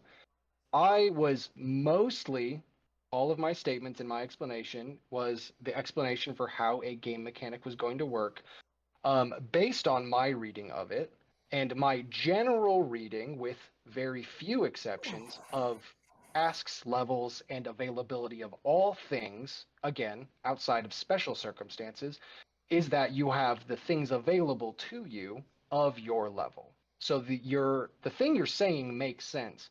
However, it would take a lot longer than I assumed in game time to justify your character even being offered a level 8 job. Whereas you are level 4 and you can easily prove that you're capable of that level of work. Right. So you're correct in everything, but I think you're taking things a lot farther, because you are right. You earn way more money if you were to regular fail a 20th level task. However, being offered that, again, exaggerating a little bit, Agreed. would be the impossibility of it. So, like, I think you're running, and I'm like, let's take a stroll, you know? No, and I understand. Yeah. I'm because this is the first time that technically I've never done earn income skill check ever because Yeah. we don't even roll day jobs for second edition in Society Play. I'm simply, because it's the first time that we're tackling this, trying to understand. Like, agreed. Again, out of character, I would not accept, or in character, I mean, I would not accept a level 8 task because that would far exceed my current skill level, so to speak. In that, as a craftsman, I understand my limitations. So a dwarf, like I wouldn't attempt to make full plate, but making a stone shield out of marble, sure, because that's something that Tiven has done or has experienced. I agree 100%. Again, like I said, I'm not trying to be obtuse and whatever, but I'm looking at the numbers from a statistical standpoint, knowing because you can take a week and make a roll to try to find a higher paying job. I can roll deception and lie and be like, no, I'm the best whatever worker. Agreed. And again, so that I have the information, so that the other players at the table have the information, and so you can actually consider in your head like how this is going to progress in the future, because it will matter. 15-minute conversation now stops 7 conversations in the next 3 months. You know what I mean? Yeah. So no, I agree. And a level 4 task, I'm not complaining about at all. And I love that we're reducing it from a 19 to a 15 because Yeah. whatever. But that's still in my head. A level 8 task goes from a 24 to a 16. That's a 1 point shift in 4 levels. So in my head, why wouldn't I then just try to spend a week and I get it. The But it answer to also the does say question. like, oh, I was gonna say it also just says like the GM can require like diplomacy checks to find the more Yeah. lucrative jobs. Yeah. So the answer to your question is something you addressed in your question, which is probably you're not going to get offered the job. Yeah. And to some of the details you were adding to things, that's a lot more detail than the earn income system actually requires. It is used in more than one case. Like you use all these numbers if you're trying to build and sell a thing. But for normal day job work that you're using lore, you brought up making full plate versus stone furniture. If you tell me I'm going to get a job doing the thing I have lore for, we don't even need to explain it. The lore system itself encompasses more than a specific thing. I said No, you would be allowed to use craft, but basically, if you roll a good lore and you earn job, that means that you have a boss. You're not running a business. You're just doing odd jobs for them and then they give you your thing. It is not necessarily delineated between, oh, I'm good with stone, but not good with metal. You have the lore check you made and they pay you what you did, and you can tell me it's something specific if you want, but like does that make sense? Like it is very generalized, and the lore in within the earn an income thing means that you just understand how to make money regardless of the amount of different tasks within that thing. Like if you have baking lore, you know how to make the bread, sell the bread, make sandwiches, etc. Yeah. Even if you have like craft excellent meal, that's not necessarily working in a bakery, and that is where you would need all those extra things about that would be selling meals, not doing a job. Does that make sense? No, I agree. Yeah. So you have to use lore. You can't use any other skills to make money. So The yeah, default lore is just like earn a job. Yeah. the There default are earn income skills are crafting, lore, and performance. Yeah, so you can use crafting, you can use lore, you can use performance. There are feats that allow you to do different things, but those are like skill feats or general feats. Like if you're not trained in performance but you're really good at diplomacy, if you ever choose if you ever think you're going to want to make money and you don't want to upgrade any of your other skills, there is the one that lets you basically you're like working pawn shops, I think. It gives you an exception to the standard rule to use diplomacy. Okay. I was just curious 'cause we haven't done it at all, so I was just Yeah, wondering if yeah. there's other things. Also, real quick, Tony, you don't do earn income. I've been doing earned income for society for a while, making that coin. Yeah, it's isn't kind it of that on you to do anymore. Well, it's never brought up at the end of a scenario that I or know. roll. Yeah, well, we have brought up you dressed up in like I don't want to deal with it, and that's fine. But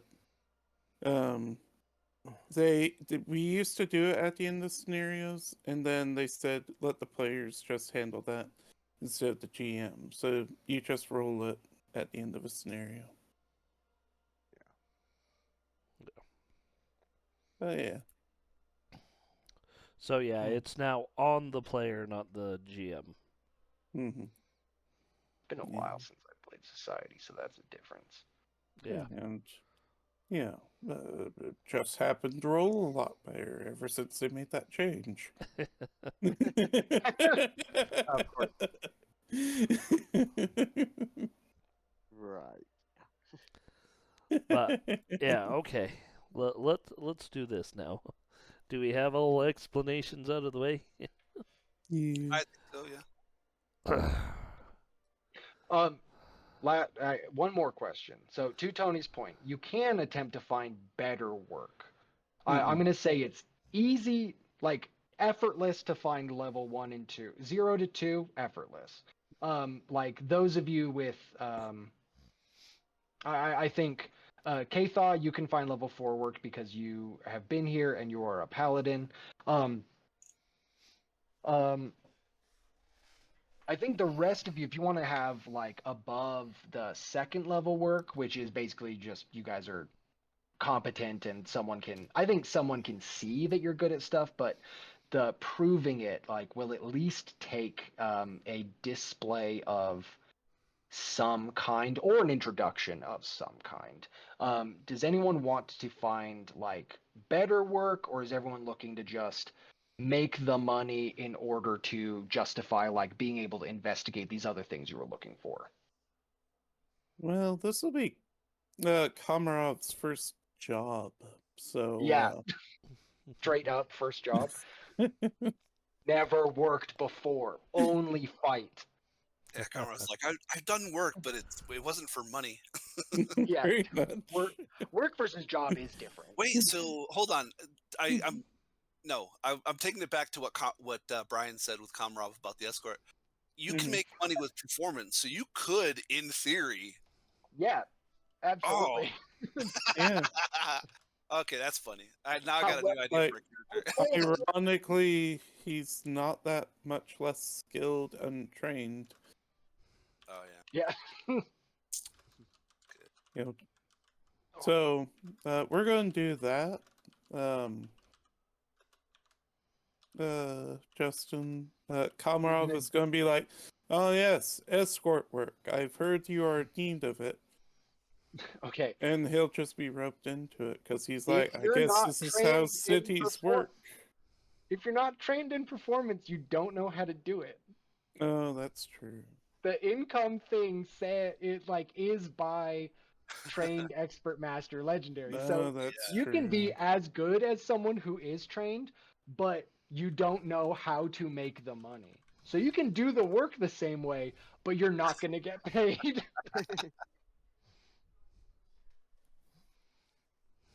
Well, Um, so I can use I think for the laughs, yes. We're going to do this, and he's just going to be jilted out of money. Oh, look at that.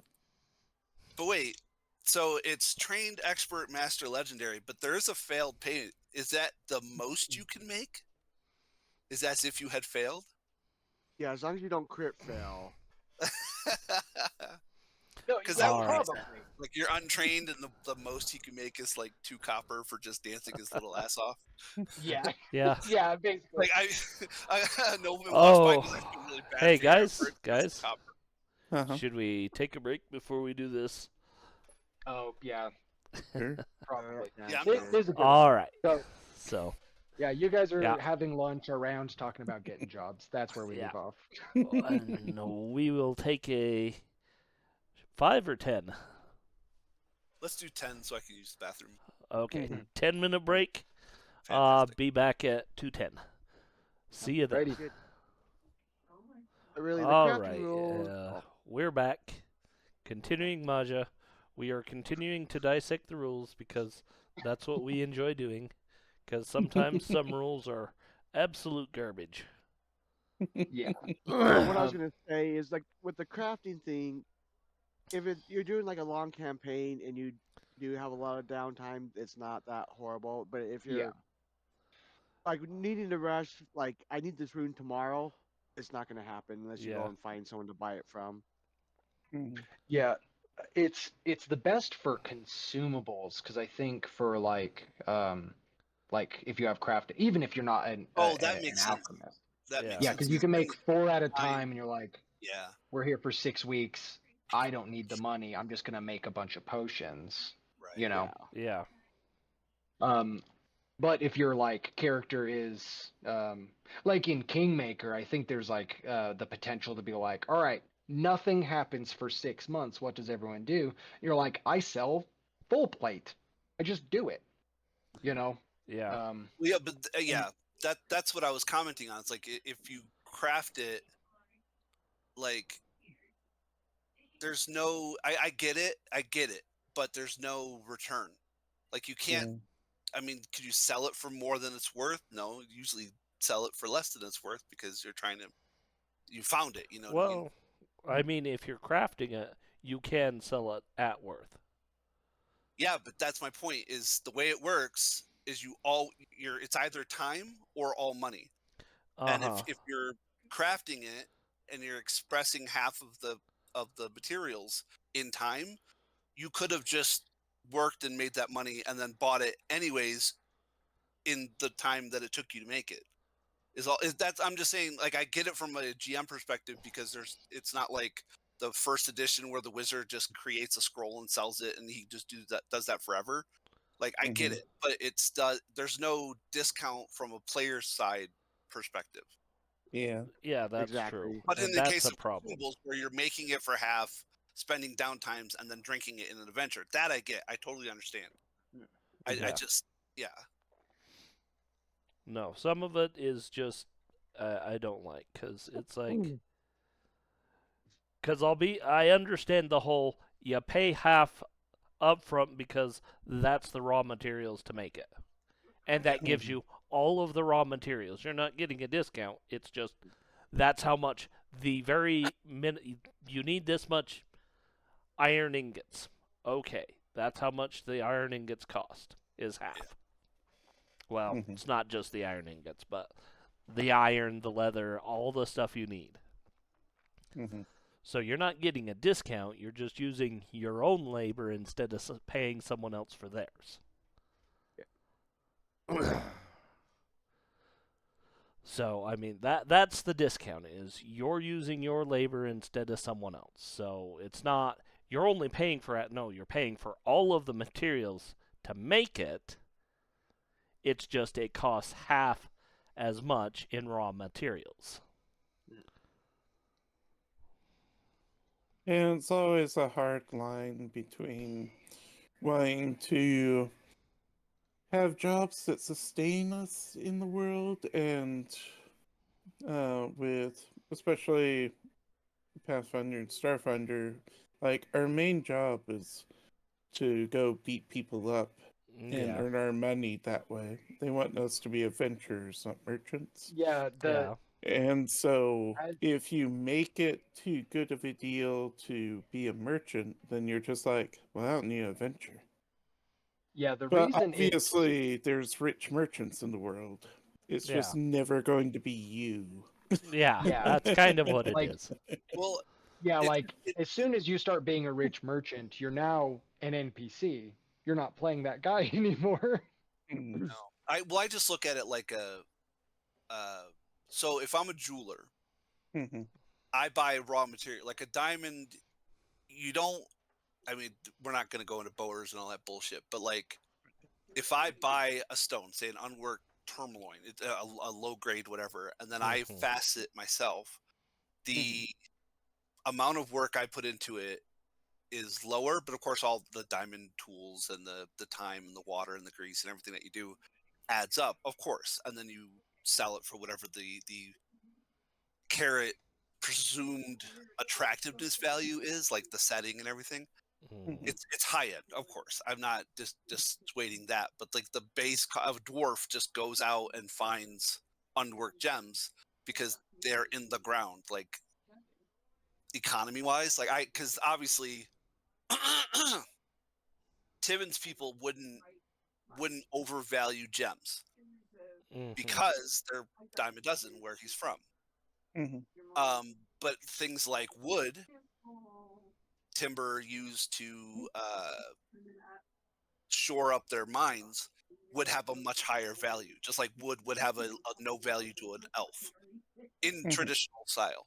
But like a beautiful work stone statue would, because they don't really work with stone very often.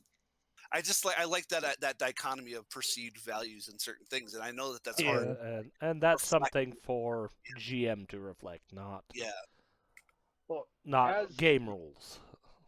as the GM now, applying that to game rules, Anthony, I like your point, and I think about it a lot, but I think it's almost explicitly the reason, like the reason the earn income thing versus crafting thing is bad is to encompass that, because yeah, you're doing a job in the place you're doing it, like if you right. wanted to craft something, go somewhere where it's worth more, that's still both in-game time and like effort in communicating with the GM. Like if you wanted to spend the time and make something specific and then go somewhere else, like that's all just diplomacy and or deception. That's a con. That's specialty crafting. That does not interact necessarily with the earned income system. That is a different thing. That's a negotiation. But if we're just sitting here saying like, I do furniture work, sometimes I do it good and sometimes I do it bad, none of those details apply because you're in this town, people will get what they want in the town. So it's like the vagueness of it and the reason it sucks to make your own stuff is so that it's not gameable, you know? Like No, it no, is I to agree, and I justify support me that not it's not needing to tell gameable. someone, no, we're using the system to I my as a yeah. crafter in real life and currently playing one in this game, it's like Mhm. if I in my downtime spend months to create, say, full plate for Keitha or for a friend or whatever, or if I create it because it's dwarven style and I want to make it awesome and then sell it in another country, like as a player, knowing that a good diplomacy role might give me maybe 10%. So what's full plate? I said 30. Mhm. Like crafting it for full value and then being able to sell it somewhere else for 35 would make it uh, worth it, I guess. Yeah. But Yeah. obviously, that's not something you would do all the time. You know, Mhm. I just and no, but knowing that it's an option is something that I would want to consider at some point in the future, potentially, because that is the trope, right? Where adventurers eventually retire because they find something that it's less dangerous. They don't they don't have to put their life on the line for 10 gold when they can make 7 at home. You know what I mean? Yeah. That's all. Yeah. So valid. Knowing that it is something that we could potentially in the future, a one or two off, like I don't know, we found an ancient set. Oh, what is that? Oh Christ, it belongs in a museum. Indiana Indiana Jones. Indiana Jones. We Jones. were to find a historical religious icon and we deliver it. Yeah. Mhm. Yeah. I like that. That's funny. I like that. Can we do that? Is there any lost religious icon in the area that we can go? I mean, to be fair, we do have a magic baked star. That might be worth more than just the base, but that would require someone talking and finding someone that wants it. No, Yeah. we learned that none of us are charismatic. No, yeah, you guys can like I will always let you try to pull the con or justify the reality of things, but without that we're just going off base rules. Uh huh. Um Mhm.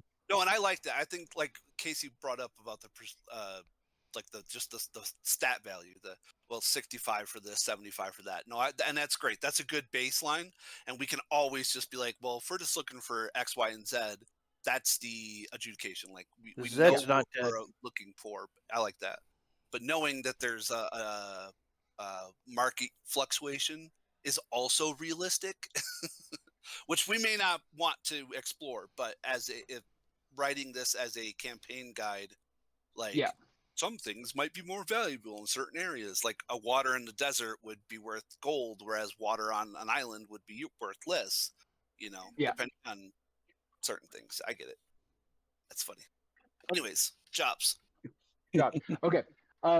So let's go down the line and see what everyone is doing. So I mentioned level 2 work is easy to come across, but I will not say if you want to spend the time to do some other stuff, if you just want to make some kind of either deception, charisma, or what have you, or work for free for a day, um like you, if you're not good at charisma but you're good at the thing you're trying to do and you want to get level 4 work, you do one free day and then they're like, oh, you're worth more than this, we'll bump you up.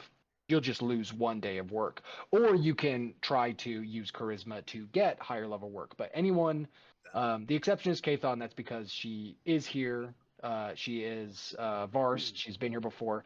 And the temple that she is a paladin of is here. They have work and know what it would be worth. So who wants to try and get higher level work than 2, if anyone? I want to try to get higher work. Okay. Do you want to negotiate for it, or do you want to just work one day for free and hope you like really nail it? I'll attempt to negotiate. Okay. Yeah. Go ahead and give me diplomacy or deception. No. Justin's like, no. What kind of work are you trying to get? What is your lore Uh, or I'm craft? gonna do alchemy. Like I'm gonna Alchemy. start Okay. doing some like elixirs and all that. Yeah. You talk to a dude. You're trying to justify getting like better paying work, and the response. I think it's a big Varst, like a little too much weight going on. I think it's hard for a Varst to put on like notable weight like a human would. And this guy's like, he just looks at you and does the Varst equivalent of thumbs down and then just really in your face, really like, I've got plenty of people doing work. Um, so you can still try to get better stuff, but you're shut down right here. All right. Well, I'll do like maybe like a week or so of normal stuff and see if I can get people's attention. Okay, yeah. No, that also works out super well. So go ahead and we'll do that craft, and we'll just call it a week at a time. You get paid the I believe the numbers on the chart are for every day though. Yes. Yeah, Yeah. okay. So basically, like if you do a week, it'd be Yeah, times times 7 on 7. that. So All yeah, right. go, and you're just trained or are you an expert? I guess it I'm doesn't ex- matter for level I'm 2, an but expert and I have specialty crafting alchemical, so oh, I have a nice. So getting higher level work would be really beneficial for you. yeah. Okay. 16 does it does exceed the DC of that by a little bit. But it is just the standard pass, so you earn what is that? 3, 7. You earn two gold and 1 silver. One silver. All right. And then we will go through once we've got all the day job stuff checked out. Um, we will go and see what everyone wants to investigate in the intervening time as well. So you earn that much money, and are you okay? I've already established that I was going to be lame about this. So you're here for a week. What kind of lodgings are you trying to get? Are you just subsisting? I'd probably try to find like somewhat decent, not like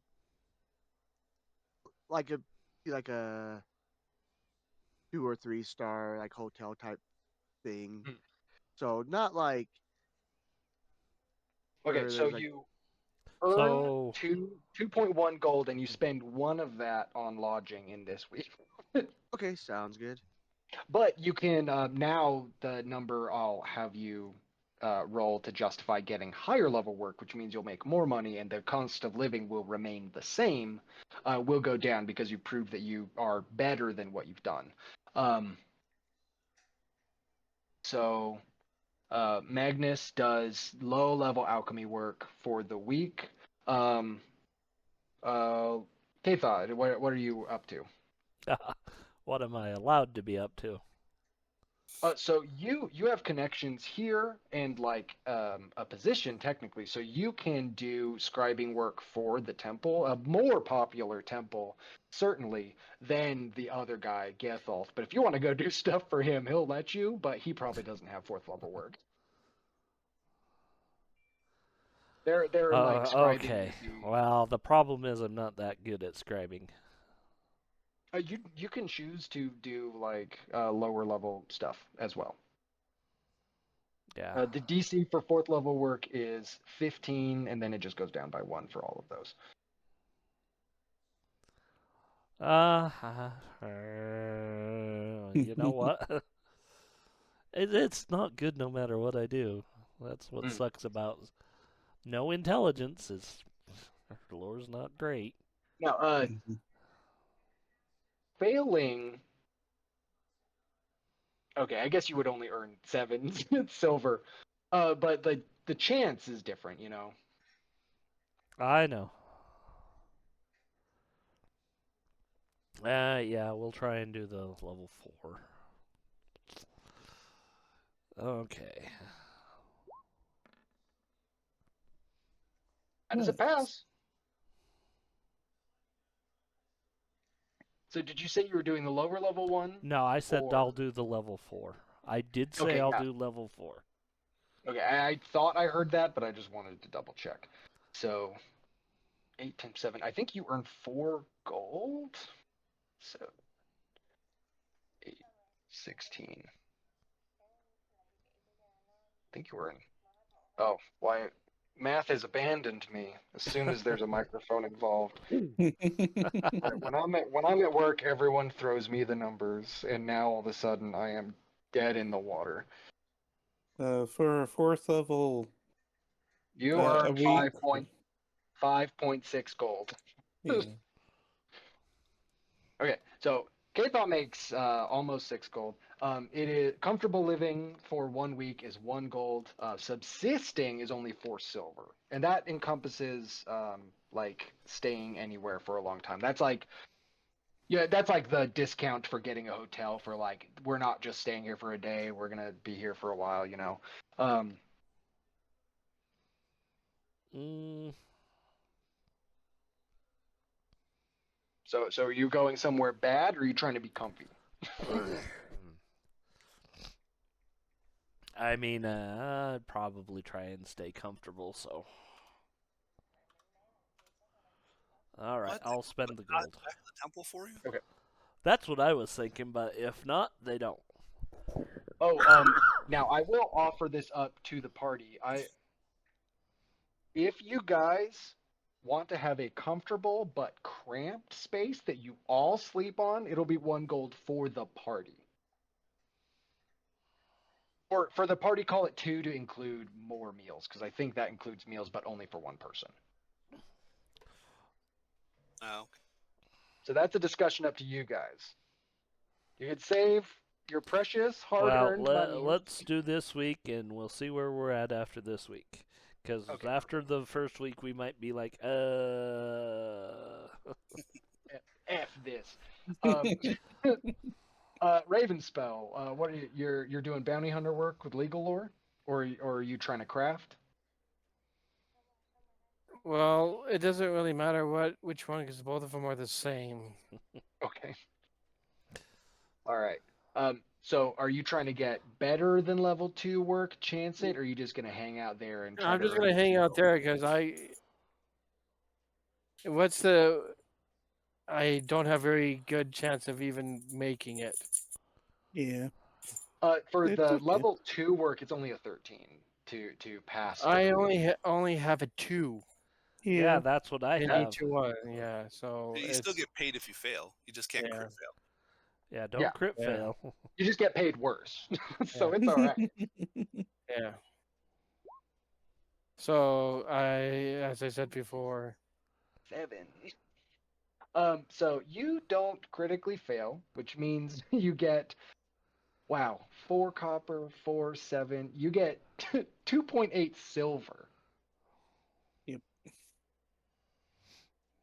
yeah. So this to me is not working. Yeah, Period. this is And I could have told you that even before we started doing this. This is not going to Yeah. work we for me. know, but Um, And especially because I thought we could use if we can use any skills we have, I sure in the heck wouldn't be using legal. no, trust me, I Oh, wouldn't be using scribing either. yeah, so this isn't going to work for me. But I'm also Well- looking. I'm looking for someplace that knows occultism. oh yeah, we'll get on that as soon as we hit everyone's like money stuff and see how long you guys want to like. I blew my hang money on out. my. I didn't even make any money. I used it all on food and lodging. Yeah. You can also subsist. Like you have a bird, Oh, you you can fly out in the wilderness and just meet us in the city every morning. Because don't that, you that have is yeah, rangers? you could roll to subsist. Yeah. Hmm. Literally, you and your bird could just survive on eating rats. Like So with that, I'm not telling yeah, you what to do, but yeah. like that's a thing you can just do. Oh, yeah, I that is know. that is an option. Yeah, he's even with doing that, probably just lodging would cost how much he got paid for the legal. No, subsistence means living outside of those things Yeah, totally. so you Yeah. don't Just pay you just anything, have to make checks. Hmm. and Yeah, that would and be your depending on your survival. so some I don't Yeah. I think there's a ranger feat or it might be a thing. So you Is can just subsist. Like Yeah. Yeah, yeah, yeah, it's a feat. I don't think I have it. and I don't that's think fair. it's a. I'm yeah. I'm not certain it's a feat. I think it's just one of the actions. No, there's a feat called subsistence or It's something like that. forager. Oh, yeah, Increase. Basically makes it so you don't fail to subsist. That's right. No, But yeah, it just subsist is has just to a be. downtime activity. Yeah. Yeah. yeah. It So just takes the same amount of time that you technically would be doing a job. Yeah. So if you do the job, then you don't subsist. Yeah, Well, so if you I've already rolled for the job for this week, so yeah, you tried it out, and if you want to change what you're doing, then that is fine. We'll move to Tivin. You want to use craft still? Yeah, so I'm gonna use craft. You said I can work a day for free to then attempt a harder. Yeah, An so you can. easier. So if I do get a success, it'll be 6 and not 7 times, right? Yes, but you would be able to do a higher level than the second level one. Yeah. So I like that. Let's do that. Okay. Are you aiming for 3 or 4 on like your? Well, let's do 4. I don't see why. Yep. He wouldn't. You might as well, right? Yeah.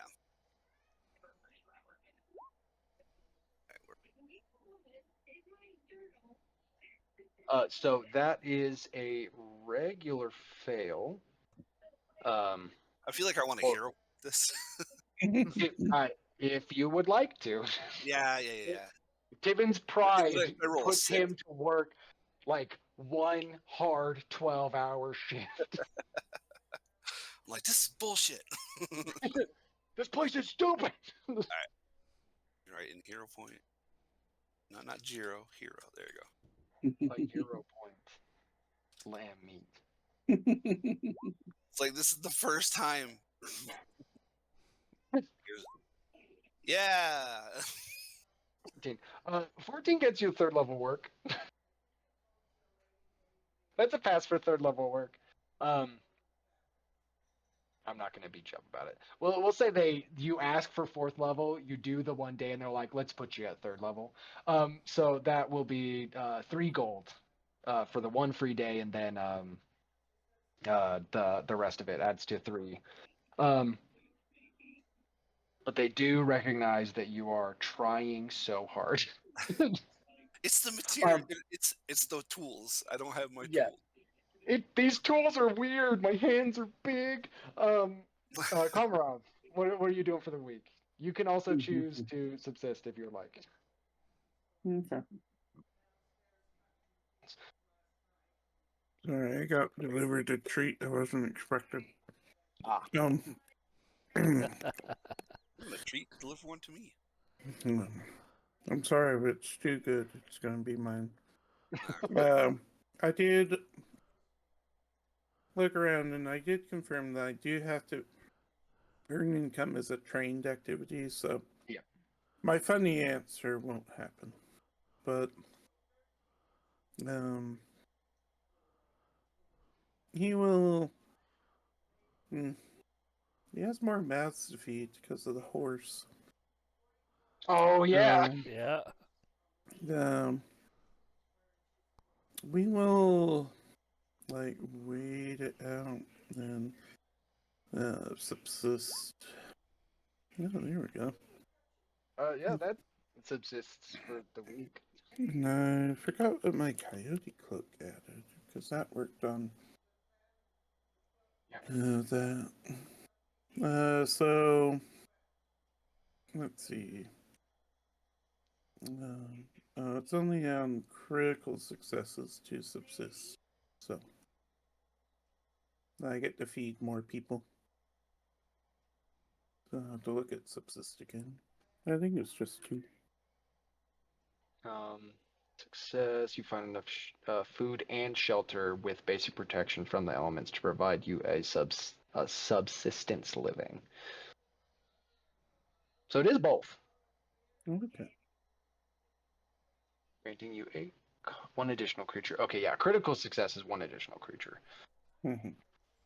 Oh my gosh. The GM term DC and the nature of the place. Yeah, we'll just call that the level DC for the ease of it. So you do pretty well. You're not spending any money. Leoxandra, however, does not want to sleep out in the stuff. Leoxandra will be doing crafting. He gets an 18. He works 1 free day to get 3rd level stuff. So he makes 3.5 gold. And he will put up the 1. So Leoxandra's gold now totals 5 gold total. So he made 2.5 gold. He already had 2.5 gold.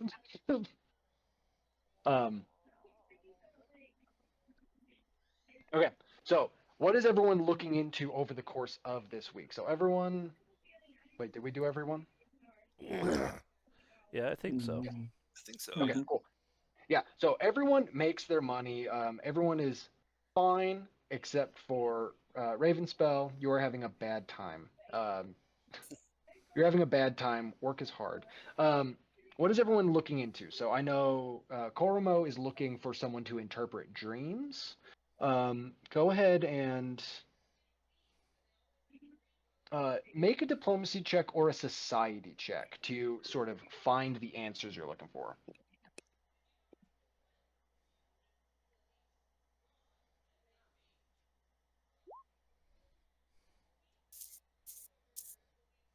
Normal, the city is not really negotiating with you super well.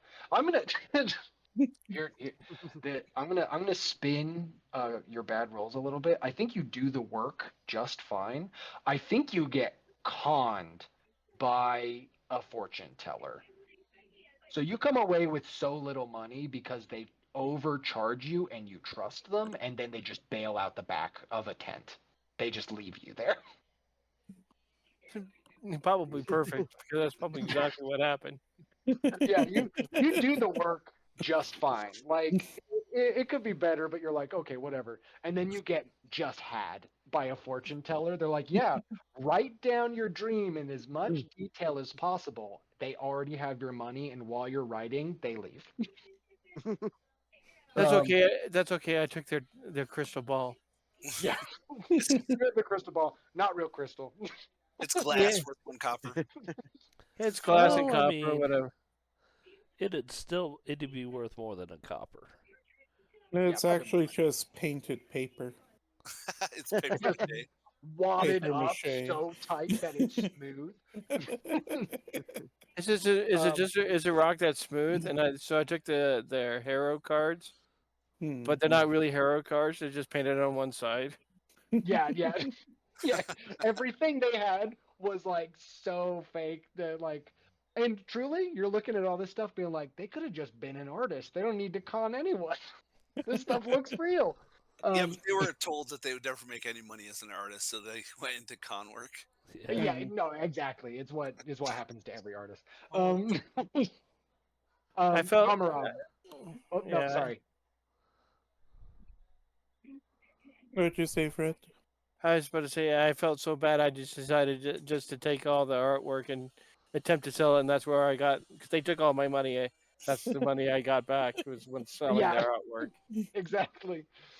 Like when confronted with like, oh, did you do this? The answer of like, no, doesn't instill a lot of confidence. They're like, I'll take it off your hands, but we're not going to give you a lot for it.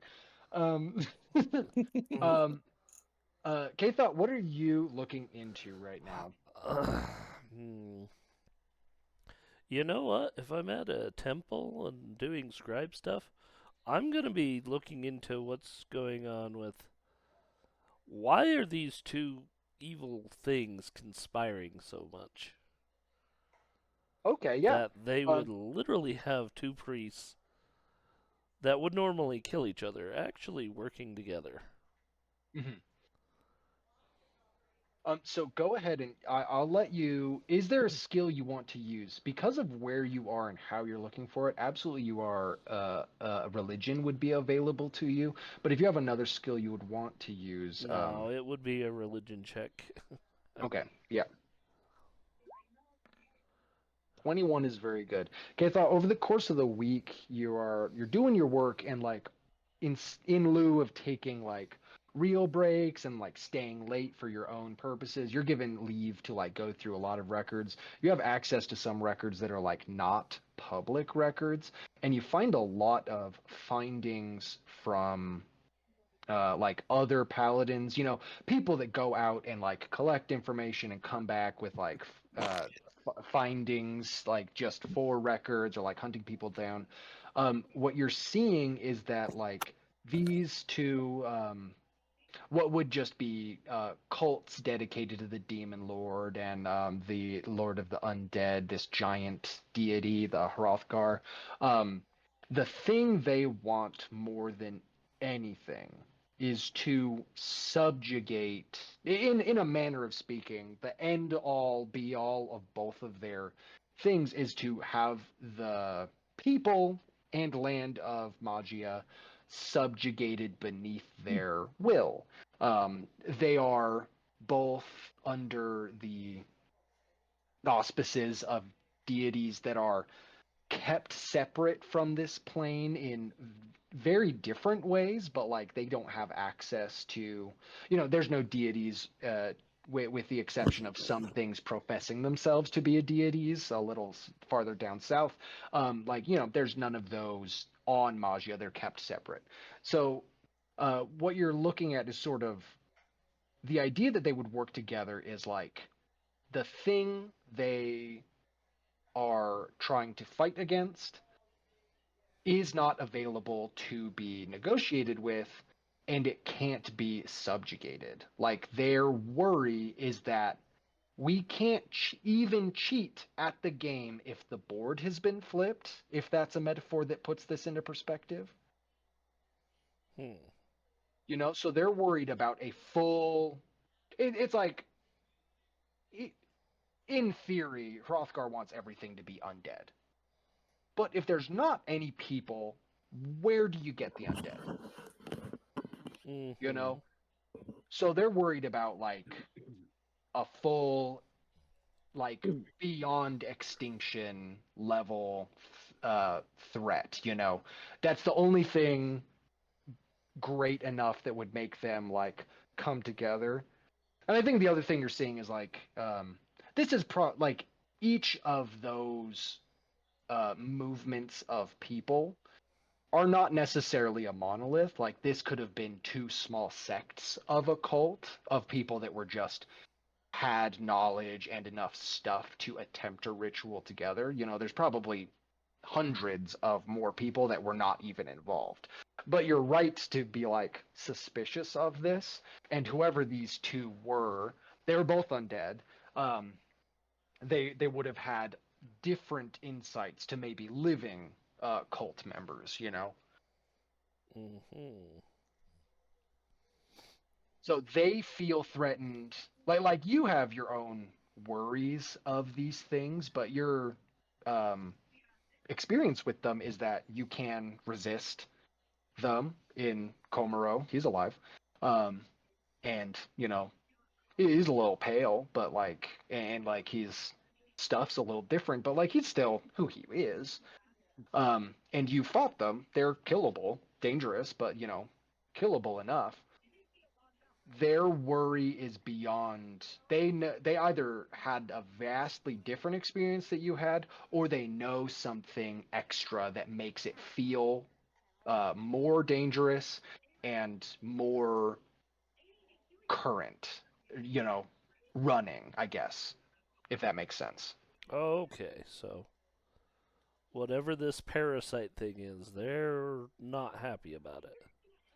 Yeah, Because it they're could worried. upset their plans. Yeah, it's about throwing wrenches in gears, and like as people that throw wrenches in gears, they're like, no, we do that.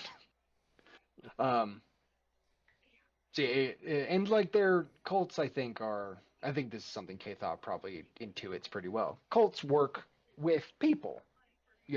You sway them, you can buy them, both metaphorically and literally, depending on where you are. There are some things that can't be bought, and like big nasty bug probably can't be bought or persuaded. Um, Oh my gosh. yeah. So Oh, did Ketha you see is what I doing. put in the general discussion then? I did not. Can you see general discussion um, on. on this Discord? I'm not looking at it right now, but I can see it. Oh.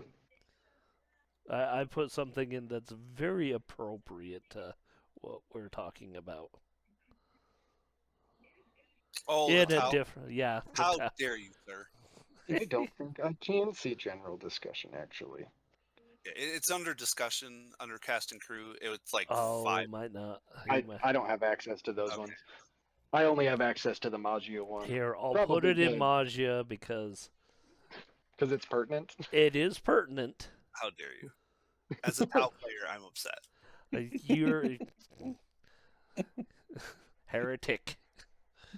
Heretic. Yes. Oh, that one. you know, Okay, that- yeah. Yeah, no, that sums up what's going on a little bit. Yeah, you do get it. So yeah, you get, and mostly it's a feeling. It's a lot of inferences from information you're getting from like little encounters with these cults, either in a combat situation or like this dude tried to like talk me into it, or like I saved someone who had escaped.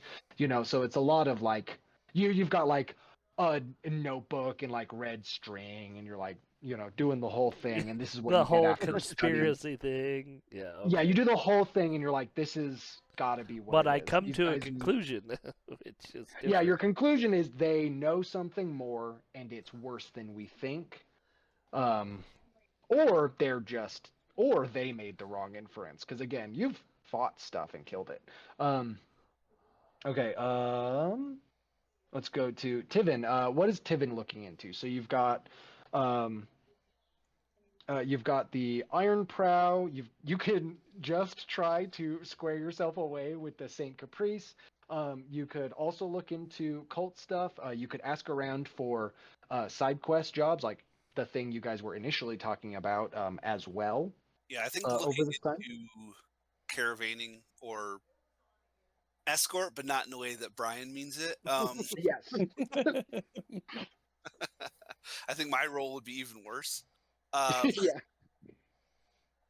but yeah, I think I don't think I did terrible for the week of work that I did, but obviously that's not.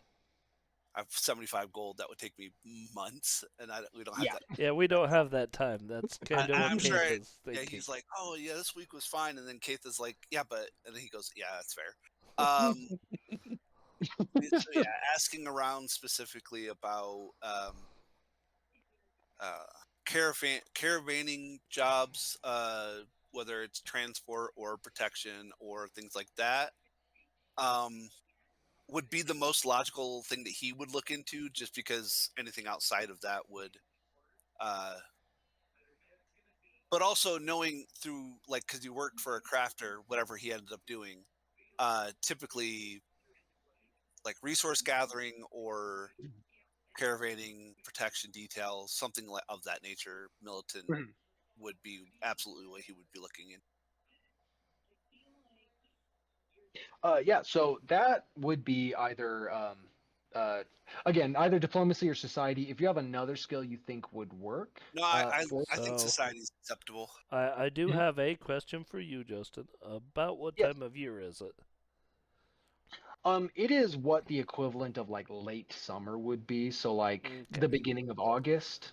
Not, Okay. not September. I don't know how many months you guys want on Majia and stuff, but it's like sort of Saying late getting summer, toward getting towards harvest. That's yeah, getting towards harvest. okay.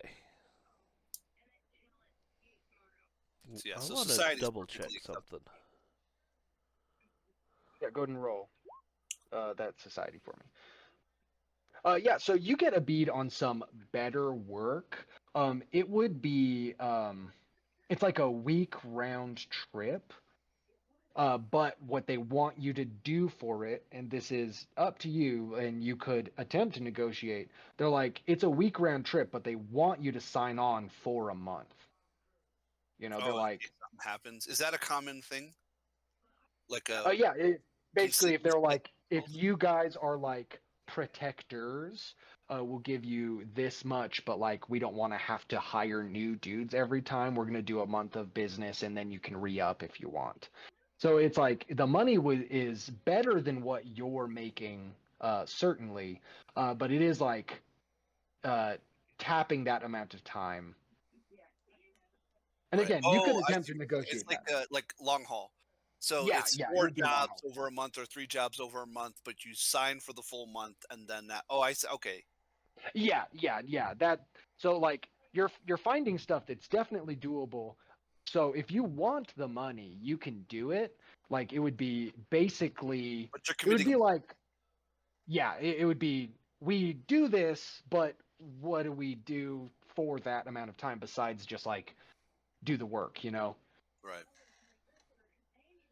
So it is another option. You also do kind of catch wind of just during this negotiation being like, okay, what are the routes? What is it going to be? Is it really going to be a month? Like, you know, it's a very like guy looking at you being like, don't bust my balls about this, man. This is what I do. You get a sense that like down south near the shallow sea, this um oh wait. Casey, you may need to help me with this. Is the Blights the southern part of this peninsula, or is the Blights the shallow sea? The Blights is the southern end of Restrov. Okay, that's what I was thinking. Cool. I just wanted to make sure my positioning was right.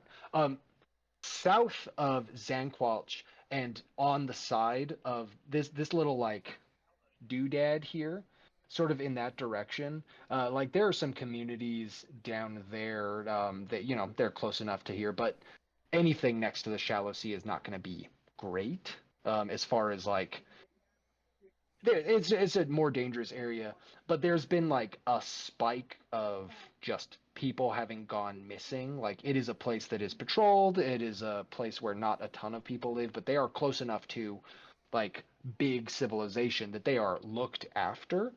Um, and there's just been a lot going wrong there. And so this guy is like, I need you to sign on because, people going missing and shit. I need to know I have people on, kind of a thing. So it's like you catch wind of a trend that is the reason security is necessary to be like consistent at all.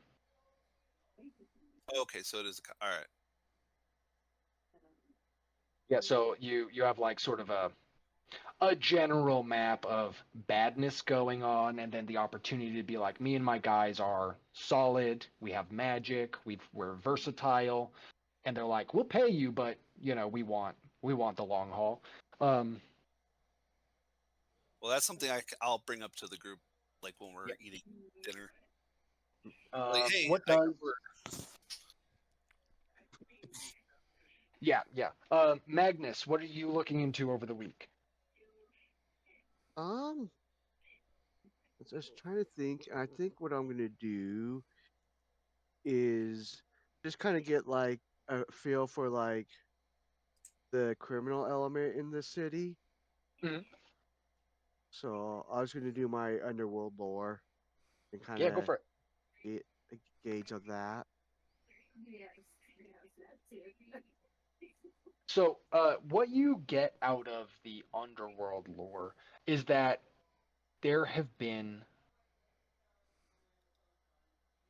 It is not crazy in Zanqualch to have, like, you know, under cover of night, stop and go kinds of things. There's always a palm that can be greased. And, like, having people as product is not, or having people that you own is not necessarily like illegal here, but you can't sell them or buy them in Zanqualch. You get it's a little vague, but you do get the impression that this is absolutely a place stopped by um, when people have to move stuff like that, and you know that there's like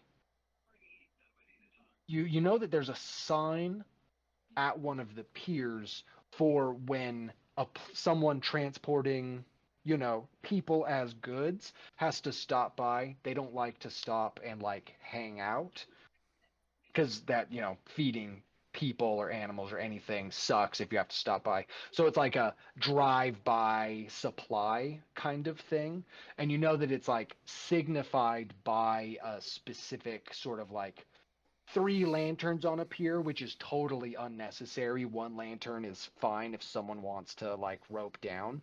That will be like, you stop, don't even talk to anyone. Money's already changed hands. Grab the crates and then leave. Kind Okay. of thing. So you know that like beyond like your regular underworld stuff, that's sort of like a new thing over the past like 6 months maybe. Is there like dudes that the guard wouldn't even blink at, like are being like a lot cagier now for some reason. Because again, it's not necessarily illegal. It's the biggest bazaar in the world. Come sell your stuff as long as it's not a guy. Um, but like they've been um, more careful and like taking more precautions over the last couple of months. Interesting. Okay. And you can identify when that happens. That's the result of that. Hmm. um, any specific questions from Magnus about that? No, I think I'm good, and I'll relay that information to the group as we're like yeah, eating and all that. Okay. And then Komarov. Komarov, you've been sort of out of the city. Yep. So what are you looking into, if anything? So,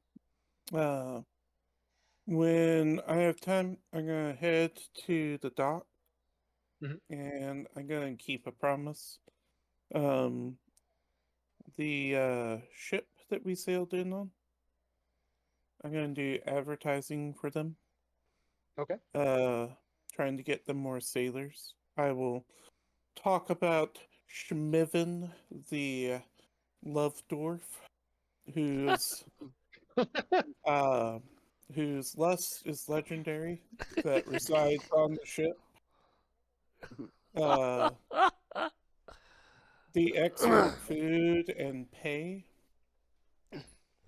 and yeah, I'd like to use deception to recruit people to their ship to replace some sailors.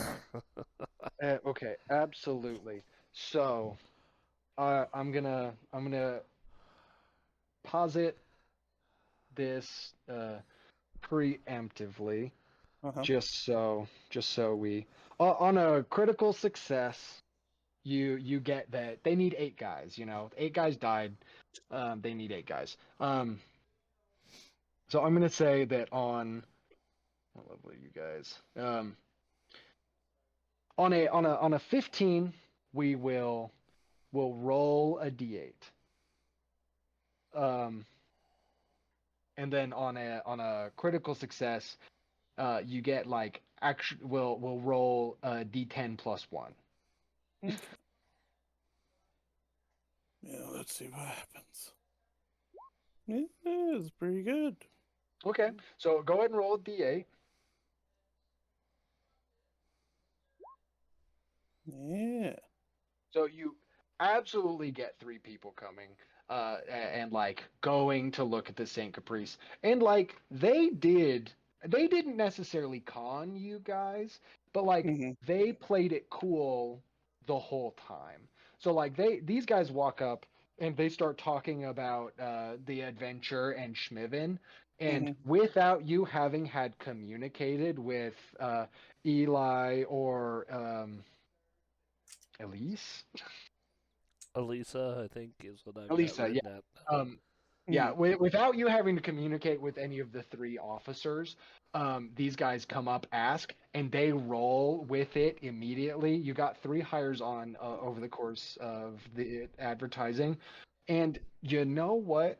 They will pay for you to have a room for the week as thanks of following up on the promise you made.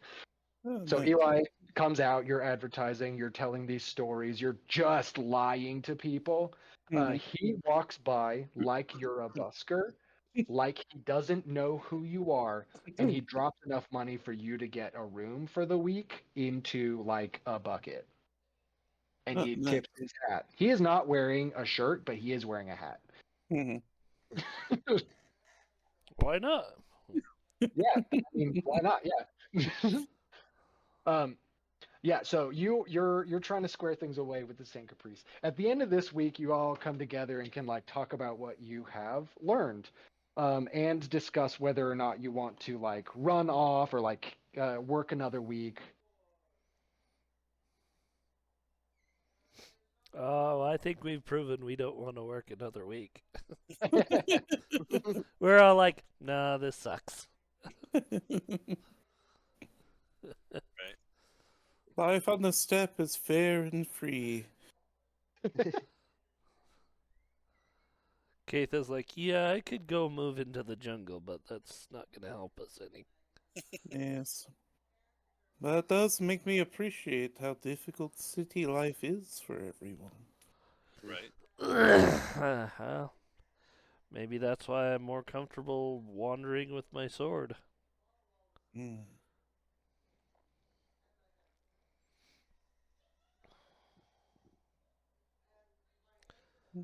But yeah, I think these things are scared of those bugs. I'm terrified of those bugs. What are you talking about? We were able to kill them, and you survived, Yes, which was most kind of touch and remarkable. go there for a while. Yeah, survive, and now I look like this. Admittedly, you didn't come out of it unscathed. Well, I thought for a moment your ears were full of more of them, so I think that's a good news. Hmm. We know that they can be beaten. How about that? Okay. Does your jaw open bigger than it used to? Yes, it does. Huh, So you that's can fit your unsettling. whole fist in there now. I mean, who's making the perform now?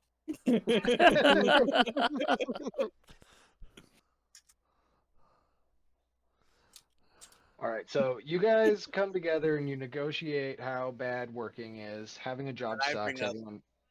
The The caravan of yours? Did you say it's going near the shallow sea? Yeah, so this or no, the caravan is running south.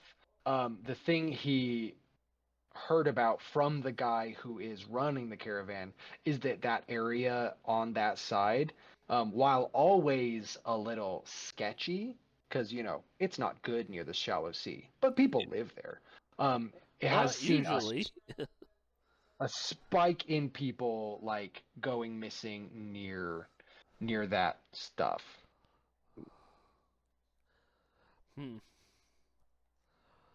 Feels like we're just destined to find mystery upon mystery upon mystery.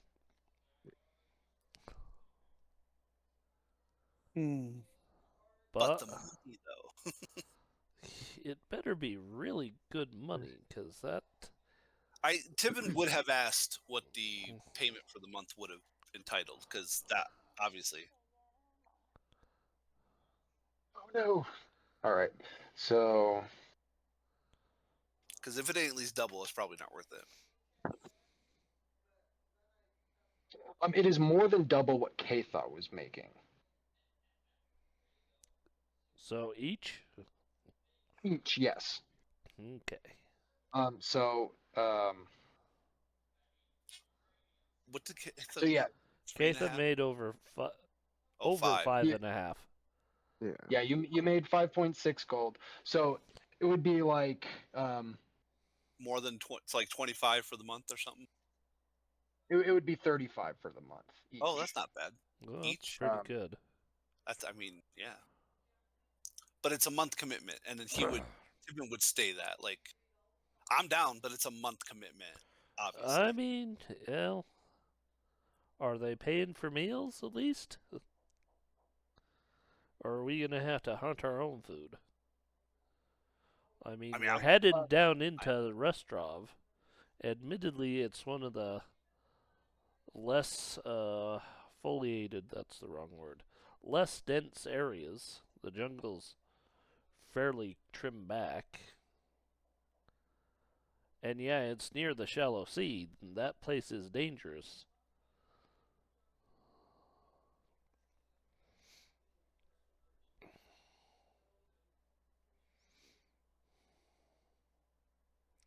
Hmm. Because the dead of the shallow sea are not restive. They get up. They keep going. Yeah, that's one of the things why I've planned to do my vigil out at Worm's Vigil, is because that's one of the rare places that we can put them to rest. Hmm. Admittedly, they don't come out during the day. Whatever curse keeps them bound to the sea during the day, but yeah, I'm for it, but I think we want to negotiate a higher price. Yeah, I mean, You can try. Mhm. As long as somebody does the talking besides me. Yes, definitely besides you. I might be able to scare him to give us higher price, or just not higher. That doesn't work. That's usually a bad idea. Yeah, I'm for it. A month is a month, but I think the word for that is extortion. I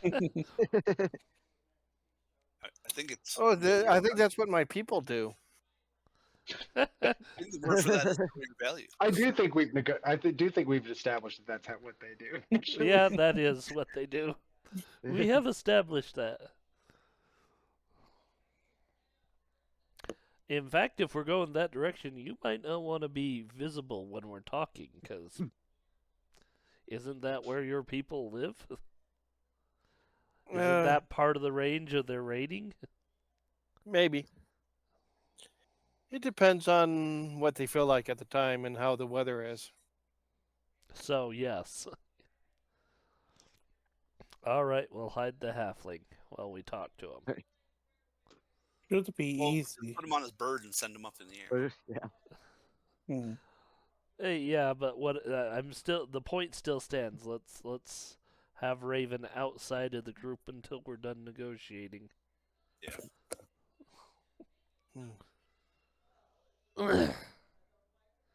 I trust you, but I do agree that you seem more interested in money than any of the others here.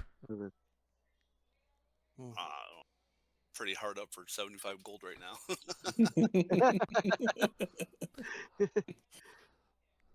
I mean, I get it, but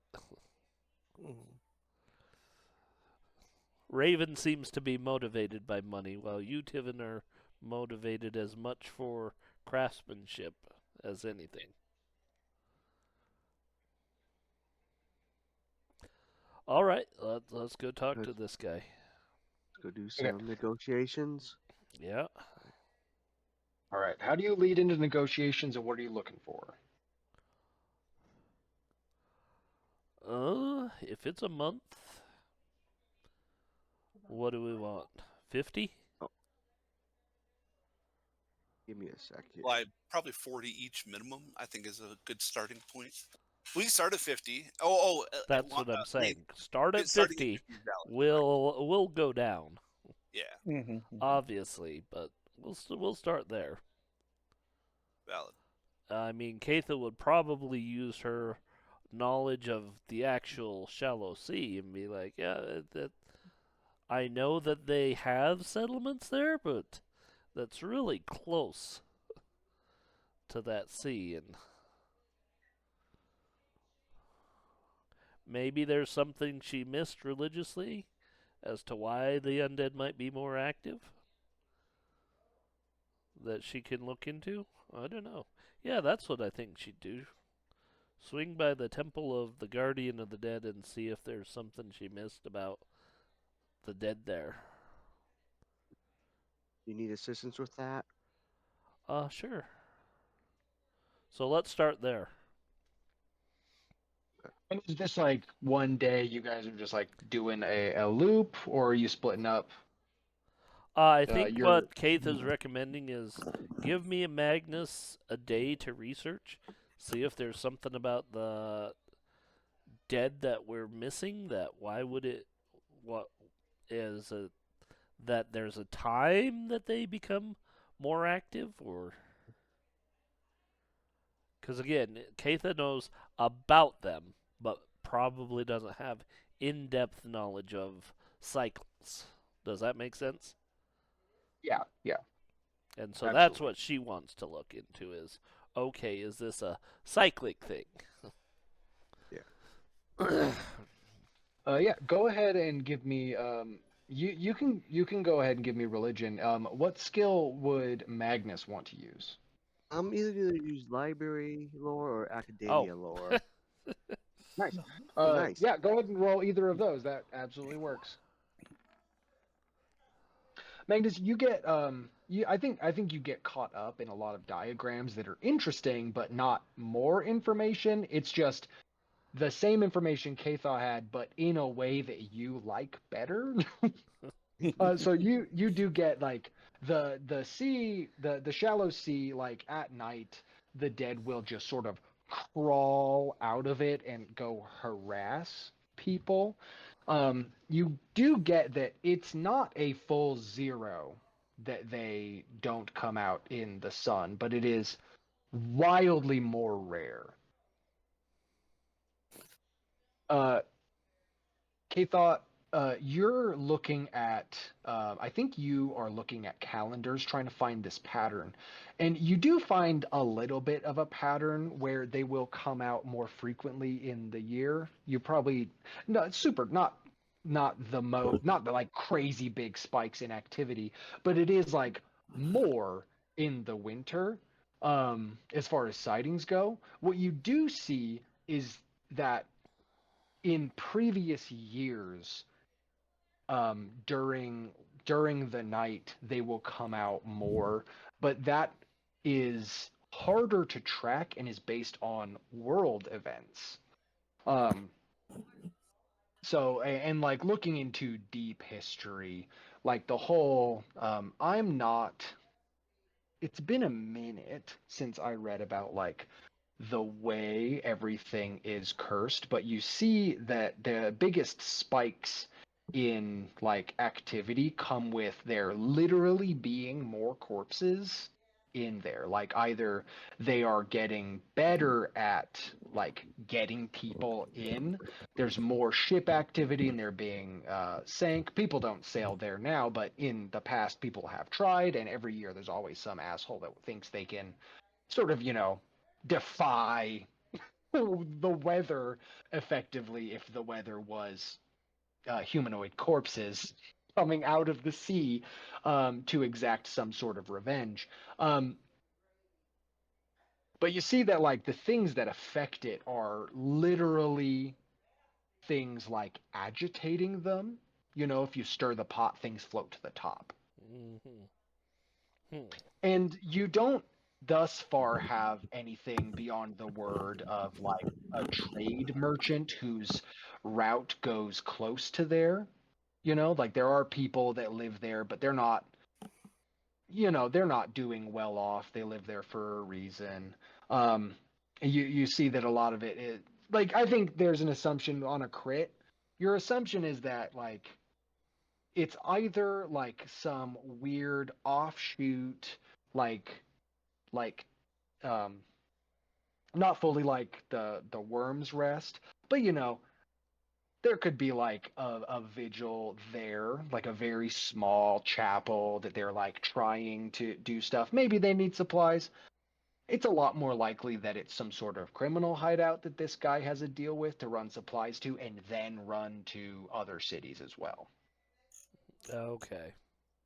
So like this is like, and that's, I think that's just an assumption you make, but it's a very strong assumption. You're looking through all the charts and being like, something is going down there and it is literally just agitating the water, and you know the movement literally just attracts the undead. So the more going on, the more they get out, the more successful they are because they're trying harder, and the more they come out. It's like a cyclical process until all the animals and people are dead, until some more people move in and it's calmed down, you know. Mm-hmm. Do you have any? Does that make sense as far as like what kind of information you would have found? It does. Okay. So Anything more specific you were hoping to get? I don't want to con you out of a crit. I'll give you as much as you want. I mean, if it seems like it's just people have moved into an area that's probably too close, that seems to be a good enough reason for me. Okay. Um, And I will bring that up to the group as to it might be a criminal organization that's using a hideout nearby and hoping that the undead will scare people away from investigating them. But it also instigates friction with the undead. Is that what I'm getting correctly? yes. Okay. Yeah, that's what you would be able to get from a temple, certainly. Like they keep information on like the movements and stuff, just like a lighthouse would keep, weather patterns and stuff like that. Um, so your inference is that there's just more going on there, stirs the pot, stuff floats to the top, and then they come out and try to grab as many people as they can. Yeah. Um, Okay. So that is Magnus and Katha doing some research. Does anyone else want to do something on their sort of like last day before a decision is made and you potentially head out? Hmm.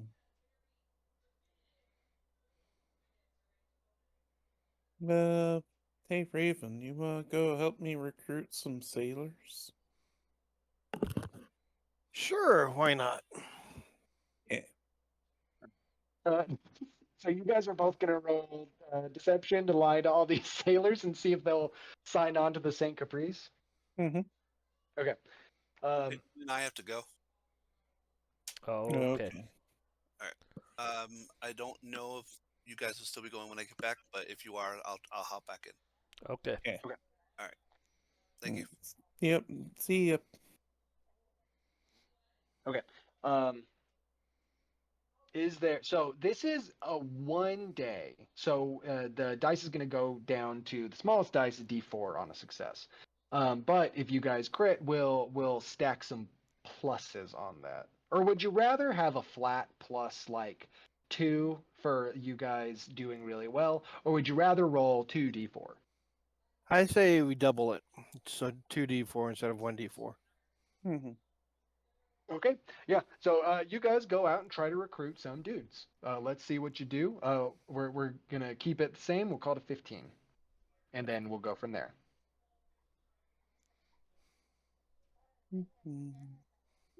Oh, which one is helping the other one? Oh, Komarov also. I'm not helping anybody, doesn't matter.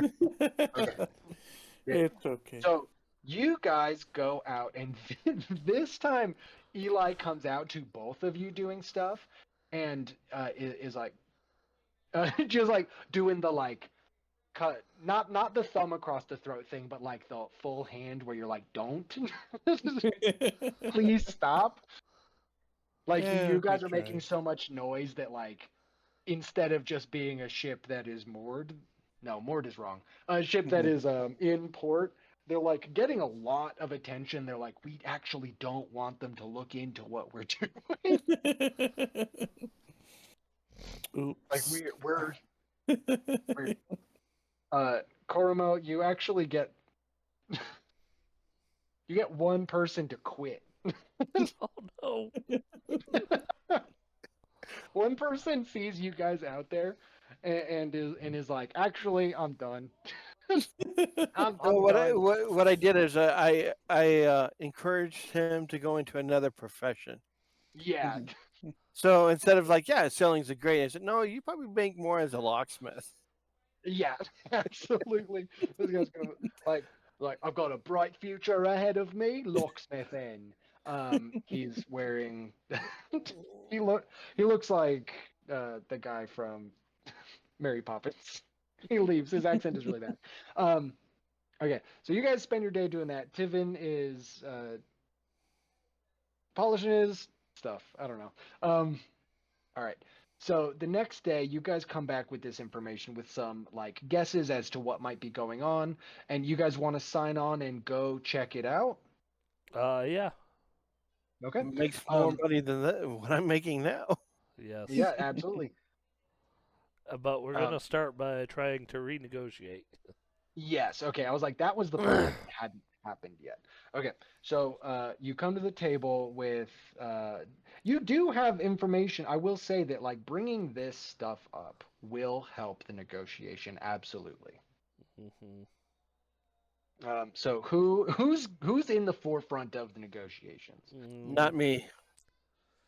I know Katha will probably be there because she does Mhm. have trained diplomacy, but Yeah, who's the main face, and is anyone trying to aid? You know that those are the important questions. I I think it think might Katha actually would be me probably aid.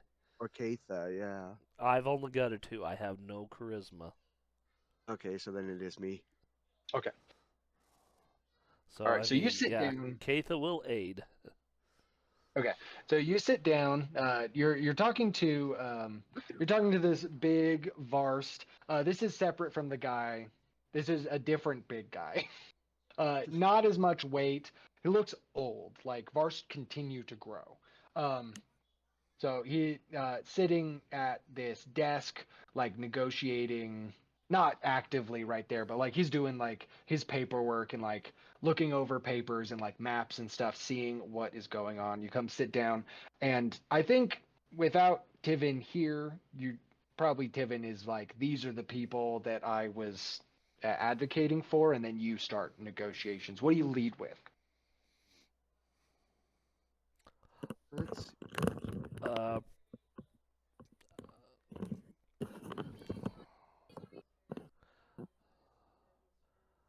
I think Keitha's probably looking at it as, I know this area is a little bit more dangerous, and from what you're saying, it's more dangerous still because the undead have become more active than normal.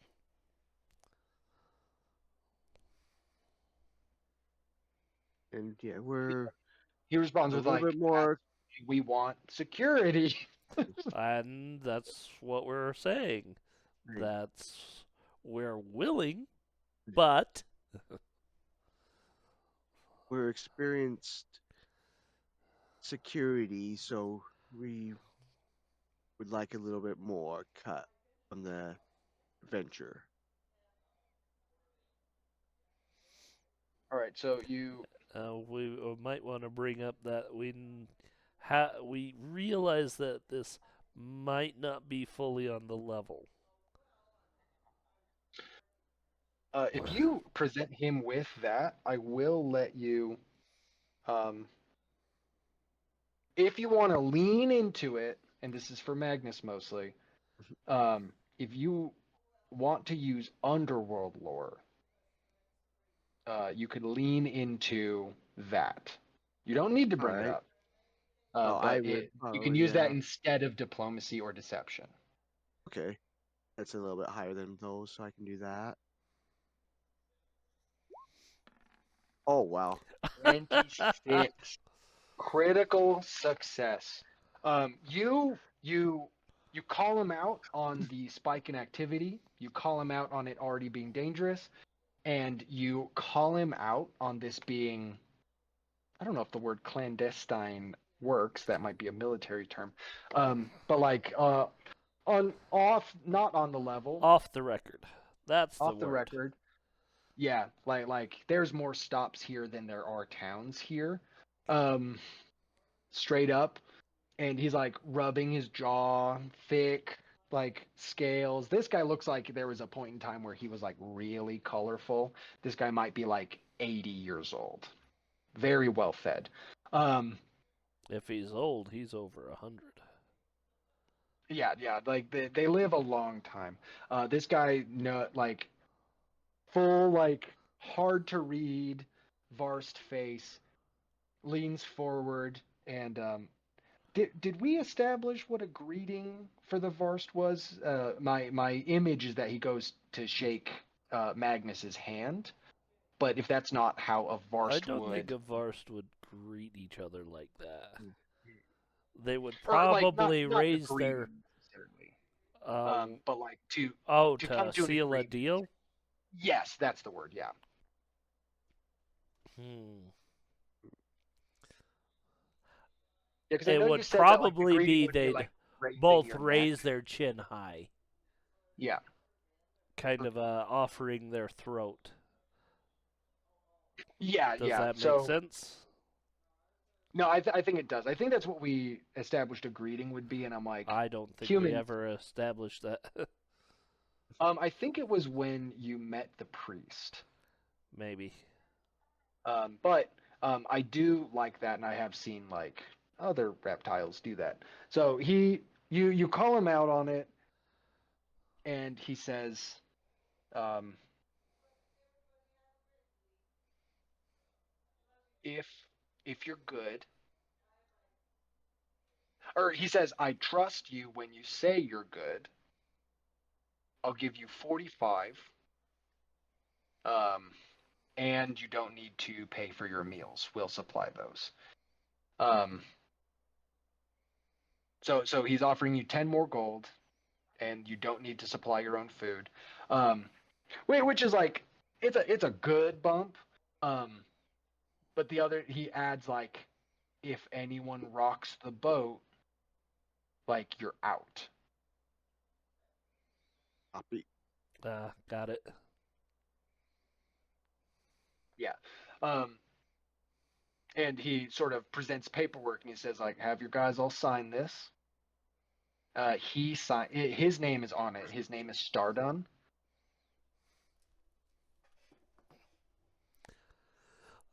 Do you want to give me a spelling on that? I spelled it phonetically. Stardon. Stardon. I'm gonna take a look at the paperwork before I sign it. Yeah, go ahead and make you can use society or a lore, legal It lore. should be legal. I mean, this looks pretty like boilerplate. Most anyone who is like a merc has to sign this stuff.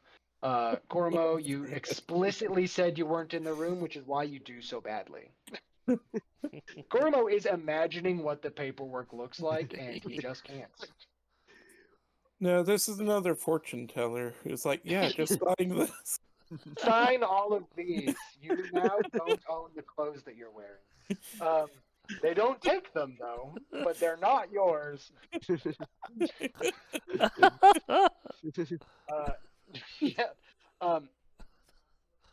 So it's really standard. Like just signing it means that like you're on for the month and you don't get paid until the end. You know. Okay. I'm just trying to get all the bad rules out of the way. No, yeah. You're absolutely. succeeding. The problem is there's so many. To be fair, well-run I feud. took a bunch of good rolls at the start of this session, so You did. It's true. the need pool of high rolls is lower. Yeah, there we go.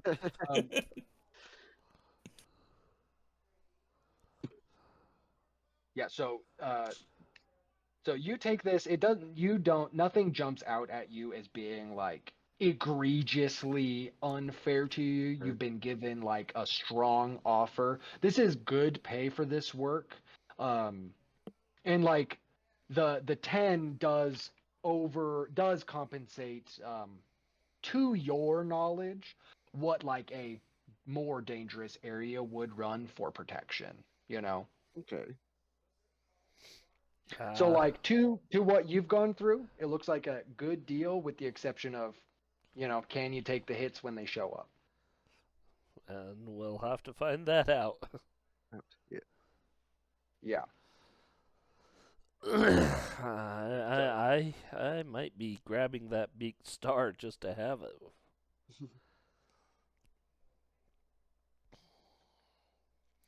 To have something to club things with. Hmm.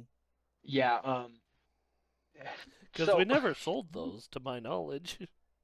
no, No. you still No. have them as far as I know. So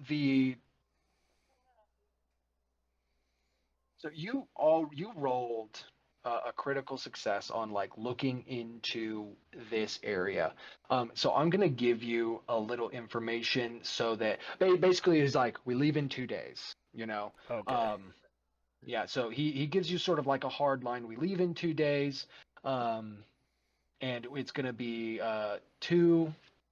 Basically, it's 2 wagons stocked full of stuff. Some of it's food, some of it's medicine. Actually, a lot of it's medicine. Or a lot of it is labeled as medicine, I will say. You don't necessarily know, and he's not going to tell you, you know? He thinks you're on the level that he is on at this point with Magnus's discussion. But it's a very, like, if you don't know, you can't be asked and have to lie kind of moment. A lot of things are labeled medicine, a lot of things are labeled food, and a lot of things are like materials for repair that are a little harder to get on this side of the island. Like, not necessarily wood, but like little metal fittings that you harder to mine for in the jungle. Stuff like that. The most common kind of undead to your earlier research are you got like big packs of what are, the shambling zombies, the occasional super large one, because the island that is where the giants are now secluded to is right there. If they die or drown, they just get up again. So sometimes you'll run into a giant one, and very occasionally you'll get like one that I think the research Kathaw has, it is a guess that they are not raised by the curse of the shallow sea the way that like the basic ones, based on just shape and size, your basic shamblers. Every once in a while, there's one that can like command the other ones, and there's a strong inference or guess or musings about them not being raised by the shallow sea but migrating there, for either their own safety or like because they're bored or to try and become like something more powerful, or even just to have things to order around. So like you're looking at like hordes, you're looking at big boys, and then very occasionally you'll get like a full spellcaster zombie lord kind of guy. And then like, your occasional skeleton will pop up as well, but mostly it's fleshier. They something about the water, just like they just don't usually slough all of their stuff off. They don't decay. Yeah, they stop decaying at like 80%. Nobody knows really why. They're like, that doesn't make sense. I get it's got to be magic because it's not science. That's not how science works. Eventually, everything is just bones. Mm-hmm. Yeah. All right. I'll make sure the group is up to date on that. Mm. And it's like, yeah, mostly zombies, occasionally spellcasters. Let's hope we don't run into one of those. I think the thing that is and there could be a lot of inferences to this, but again, you crit, and I want to you crit about a question that is very pertinent to this in a place that is very pertinent about this. You get the idea that there's like really not very many animals ever that show up. Animals can be undead, and it's like could be they just don't like to go on that side over there. Yeah. Yeah, but just to rule that out, you're super not gonna be looking at like zombie tigers or anything like that. It's gonna be like dudes. Okay. I don't want to have to find uh pictures for zombie animals. I mean, you don't want to find one for zombie rabbits? That actually probably wouldn't be that hard to find. I've been really sticking to just the Pathfinder art itself. I don't want to use another person's art while there's a stream going on. Yeah. No. That makes Oh a no. lot of sense. No, yeah, like Pathfinder's pretty open with their stuff. All of the art I have used thus far has either been on Roll20, and that's like two things, or been from the bestiary and the maps you can get at paizo.com. Check it out. I'm not paid. I'm not paid. I just appreciate. We're not paid either. Yeah, I just appreciate their products and think they do a decent job. Fun game, good art. That's the end of that. Mm-hmm. That Tony? Yeah, that's me. That I would. got you a zombie rabbit, by the way. Sweet! It's for you. Steven, keep it in your pocket. You can keep it in my what? Oh, You don't have pocket? Pocket. It'll make another pocket. Okay, you want to you can explain to Tivin what's going on in character. Yeah. Okay. I was listening. Oh, okay, cool. Sorry, we had a guy come over asking questions about something that I had to answer, and turns out it was stupid questions that I could answer in 30 seconds, so we were good. Ah. Okay. So All yeah, right. I was listening, but so you talked to the caravan people Yep. and you worked They're the deal. leaving in 2 days. We are getting 45 gold, but it's not entirely legal. And one of their rules is don't make waves about it. Yeah. Sure. Don't ask questions you don't want the answers to. I get that. Exactly. Mm-hmm. Rocking the boat is bad. I mean, as a dwarf in stone, yes. Mhm. Can we All- not do that? All boats are bad. Yeah. Boats, my mortal enemy. The sea, my mortal enemy. Blow up the ocean.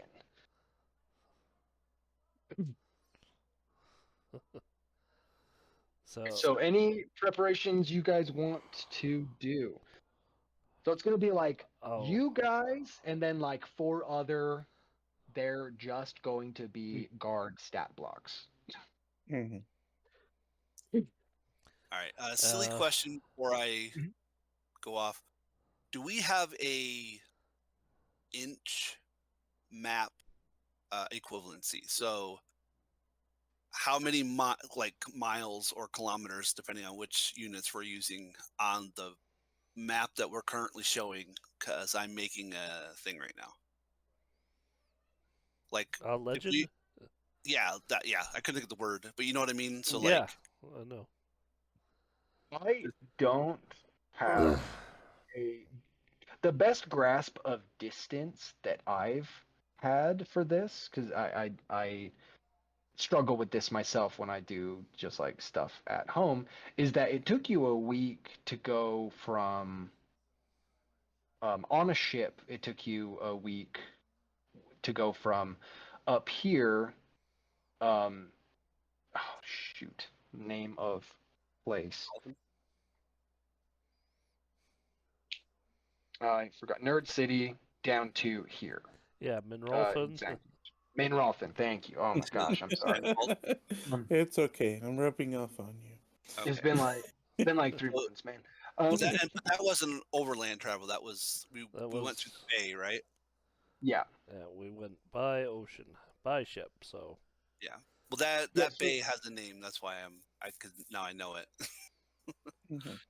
But yeah. Yeah, so you're looking at a loop that only goes it goes about you're going over land that not a lot of it is like this is inhabited land, but it is still jungle. It's still grown over. It's not going to be like plains with solid roads. They're going to be good roads, but still with the trees and stuff, not flat land.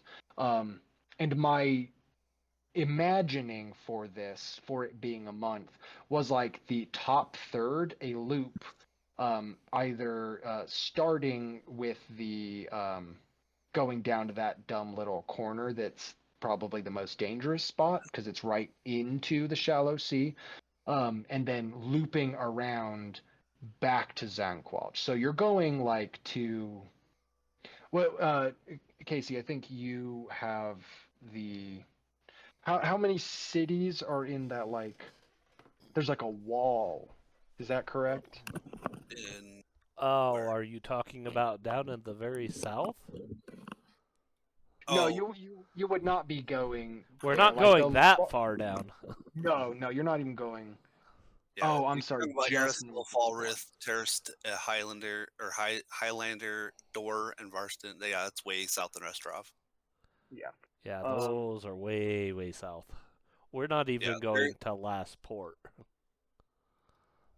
Yeah, I was thinking just like these the most northern like major um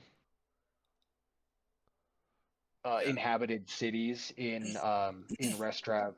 And then um the weird short stop off over on this little oh, what do you call that thing? A Not a peninsula? plateau.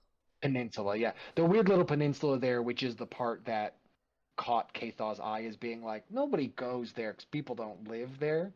So it's a weird stop off there when normally people would go sort of straight down and then hit all those major cities. I think at least one of them is the northernmost on the wall. Well, there's Vigil's Endport, and then south of that along the coast, Varston, the city Yeah, of Antwerp. Vigil's End would be the one you're thinking of. And Yeah, I'd have to look at the other map because I know that's. I have the other map up currently, and I'm updating the map that we use with the names, which is Okay. why I asked. Mhm. Yeah, so he's. That might be where we end, is Vigil's End port. Okay, yeah, that's Yeah, and then taking just like a rounded. You're not following the same trail back. You're doing like a little bit of a loop, but not going like way out of the way. Yeah, okay. got it. So you're hitting Vigil's End, and then the like small, bigger than a village, smaller than a city, like places in between. Mm-hmm. Yeah, just the settlements that don't, Yeah, yeah. most So you're they're, going they're from probably closer to hamlets and stuff, so that they might have different names depending on. Yeah, on who's Yeah. there. Most Yeah. would go here, and that would be the first major stop. Not many would go on this because, like you said, that's out into the shallow sea. That is not good. Yeah. The shallow sea that's border the thing kind of that- comes along this area here. Yeah, that's the thing. So that there's Van had. Dan Gulch, and then there's on the white map in Canva, which is the pin map. There's a little star just on the onset of the secondary peninsula. That's the only thing on the map that doesn't have a name. And I didn't know it. Hold on. Let me look. Okay. Yeah. Canva, you said? Yeah. So if you go into the pins, Yeah. Second one from the bottom. So there. Zoom in. Finding the zoom in. Oh yeah, there's a star there.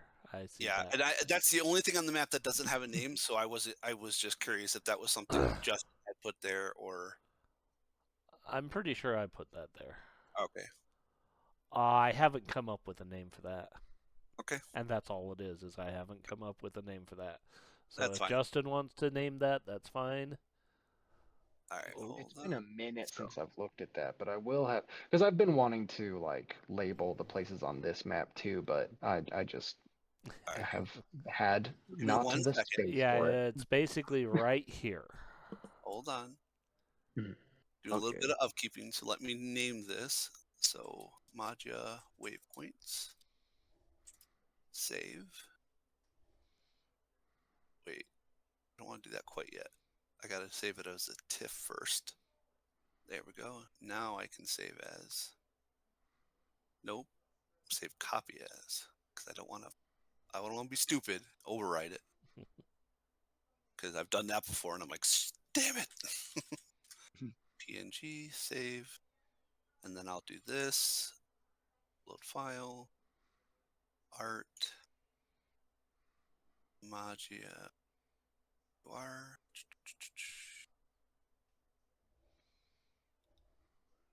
Waypoints PNG.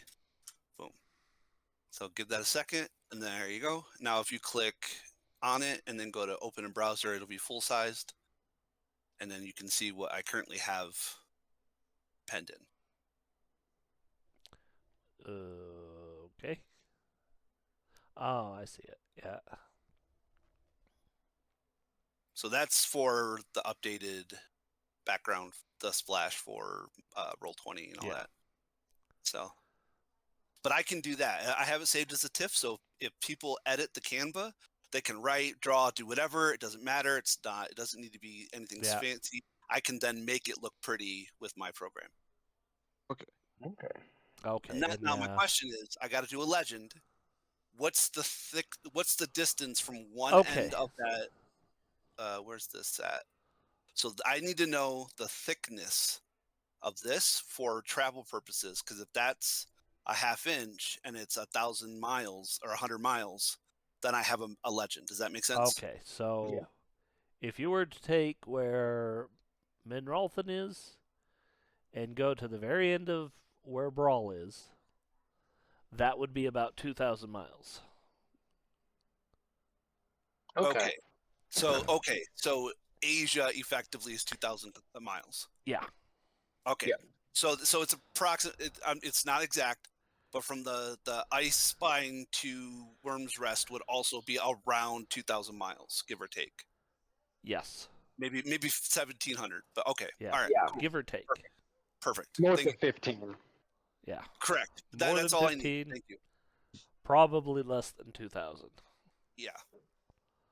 And Okay. Ice Spine itself is 100-mile diameter. Or a Perfect. 100-mile Okay. radius. I'm sorry. It's a 100-mile radius. Ice So Spine 200 is, diameter. yeah, 200-mile diameter, 100-mile radius. Okay. Perfect. All right. That's all I need. Thank you. Yep. That will help me as well. Yeah. Yeah. And So I'll put the legend thank you underneath for. Majia. Yeah. Perfect. So.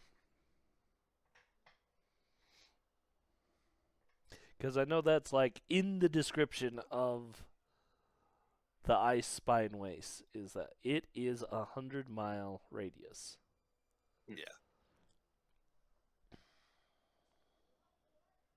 So, and I may also have to make that circle a little bigger, but it doesn't matter. That's fine. I'm just like, it's here. But yeah, if it has to get a little bigger, it has to get a little bigger, and that works. Cool. Because I think right now I think it's, oh, shit, is it 1 inch? What's my map I'm working? Bring up my ruler.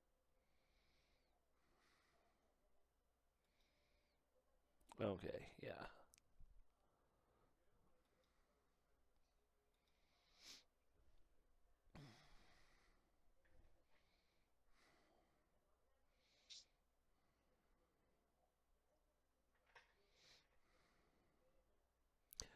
Yeah, I would say we should move that one dot to right next to this little bay here.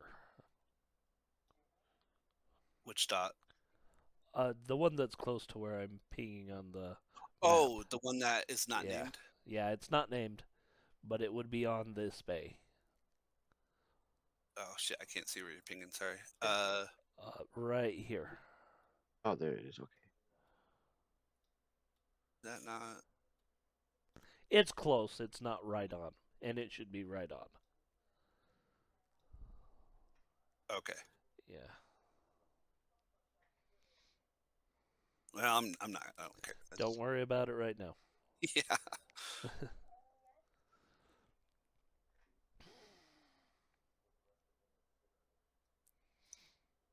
Cool. All right, continue. Did we lose Joseph? Oh. No, I was just letting you guys figure it out. So Fair. So you got 2 days. Does anyone want to make any preparations? Like, it does not necessarily even need to be for the trip you've signed on to. What does everyone want to take care of? Are you just camping out? You're gonna buy supplies? You're gonna just work 2 days? You just work 2 days. Nice. I think what Katha wants to do is get her personal affairs in order a bit. Mhm. So she's going to be writing letters to a couple places. Over to her mother in the City of Scrolls, and probably to Bridget up in Minralthon about. I still intend to build that temple, but it might be a while before construction begins. Yes. Church still on. And Time needed. yeah, I might need to send gold with that secure the site, the building site. I'll have to let her tell me. So I'll wait for her to send me a letter back, and I'll have tell her to deliver it to The temple in Zonquiltec.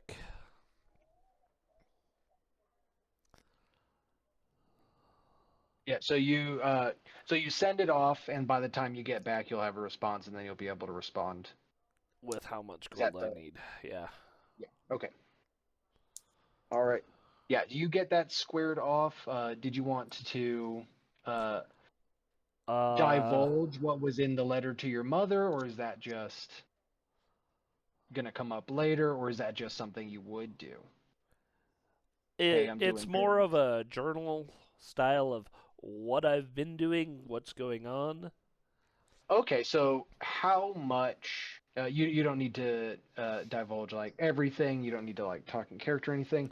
Are you leaving anything out? No, no, no, no, no. Okay, so it's thorough. It's thorough because her mother is the mistress of scrolls in the city of scrolls. All of this Mhm. needs to be documented. Okay. So Keitha is being as thorough as she can be. All right. Perfect.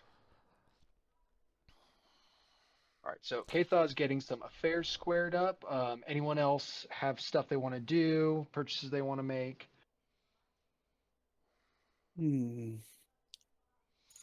I think most things. So Komarov, I think, is fine. Uh, question for Komarov. Yeah. Are you bringing the horse? You own a horse. Hmm. Also, Hmm. you owe this woman 7 copper. I'm pretty sure I paid that.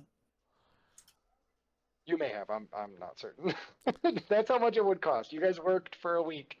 Um, Oh, I thought me and the horse went on the steps. oh, that's fair. Yeah, That's the totally fine. horse would have no problem living on the steps.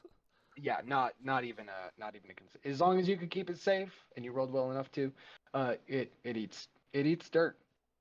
You got a weird horse. Your I'd horse is say. bad. You I'm got a dirt fairly horse. certain that's not a thing. Your well, horse eats dirt. Komarov feeds his horse dirt. It's not well, healthy. the funny thing is I'm like, well, with Pathfinder rules, like, if the horse was an Oriate horse, It they would eat could, dirt. it can eat dirt, and that's just funny to think about. Would eat dirt. Okay, so But you're no, he's a grass-eating horse. okay. Yeah. Um, but oh, hmm, gonna be hard to. I don't want to take him into the jungle with my horse and cart, but Thought we I think sold he'll the be. cart. No, we sold the cage. We Oh, didn't need the that's true. cage anymore. Yeah, Uh, you were considering that a cart can be useful. I do remember that. yeah, because we were like this water is not for us, so we will cart it back. I mean, we could probably talk to the temple and say, you can use the cart as long as we're gone, so long as you pay for repairs and upkeep. That could work. I'll Yeah, take they'll hang on to a cart. Keitha's idea. Yeah, there's not even a role to this. You walk up to like a priest, a civil servant, and you're like, "Hey, you can use the cart. We'll be back in a month." And they're like, "We've got stuff to move. We'll find a We use for that we quickly. got it. We got to move stuff." Yeah. And it wouldn't really occur to Komarov to like hire out the cart. He's just like, I don't need it right now, but I'll be back. And it's like, Yeah. okay. Uh, They Keitha don't would at offer you. least tell him, you need to at least tell them that they have to pay for any repairs for what they break on it. Oh, okay. And then he would They, add that. yeah, they agree to that. They're like, we do get like woodwork done occasionally. We upkeep our tools to the degree they're still in good repair. No worries, son. And then he gives you the shaka. My No worries, my son in Sylvandreth. He's wearing sunglasses. No, That's none of new. that's canon. He offers sunglasses are real. Sunglasses are not real. I'm sorry. No, they agree to those terms and they're like, sick, awesome. That's the way I say that. Magnus, what are you? You got 2 days. What you doing? I think I'm just gonna keep working on some alchemy stuff and just getting a few more coins. Okay. Go ahead and roll that if you'd like. Ooh. Not great. But yeah, haven't hero pointed this summit Uh, Yeah, that I is do. true. session? Might as well I do do. it now. I'm not sure. I don't think you actually got out of the tier 2 stuff, so that is a pass. Oh, it is? Okay, yep. No, I never did. No, yeah, I remember you didn't roll great. Oh shoot, I just closed the chart. But a 13 is a pass for level 2 work, which is what was offered to you. Yeah, and I had that up here too, and I Oh closed shoot, it. I'm sorry, I closed it. Yeah, you get 2 days of pay. Okay. Tivin? Yeah. Did we already do Tivin? I'm sorry. I think we started with me and haven't got very far since. Yeah. For So the that's over. prior to us leaving. Yeah, the 2 days. Oh yeah, no, I haven't. Sorry, I was too busy working on the map. You're good. No, you're fine. Yeah, so we want to. You just want one roll for the 2 days?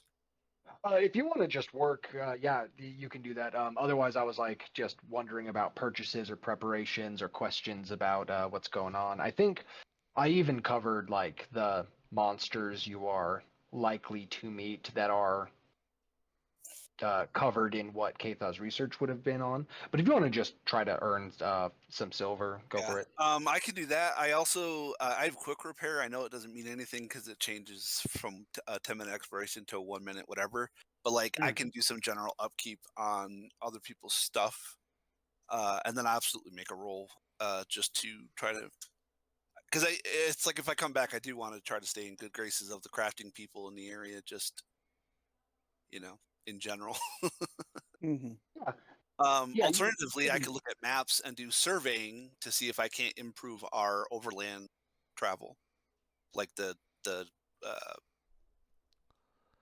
might not be a bad idea, honestly. words. I actually like that. Yeah, if you want to spend some days trying to, because you can try to ingratiate yourself more by just doing work and getting like a paycheck to the crafters of Zanquiltech, or you could try to ingratiate yourself to Stardon, this sort of underworld supply caravan guy, by trying to improve his route. Yeah, I'll do that. Okay. Well, wish me luck. You've got a hero point. No, I don't. I used it. Oh, Yeah, you're looking at the maps, and I don't think you embarrass yourself in front of him, but you're looking at the maps, and you're Yeah. like, I'm not familiar Route? with the region. It makes total you're like, sense. the route's good, and the trees grow fast. I don't know. And then Korimo Ravenspell. This would be your last time to try and find a fortune teller. That'd Would be you like to social. try again?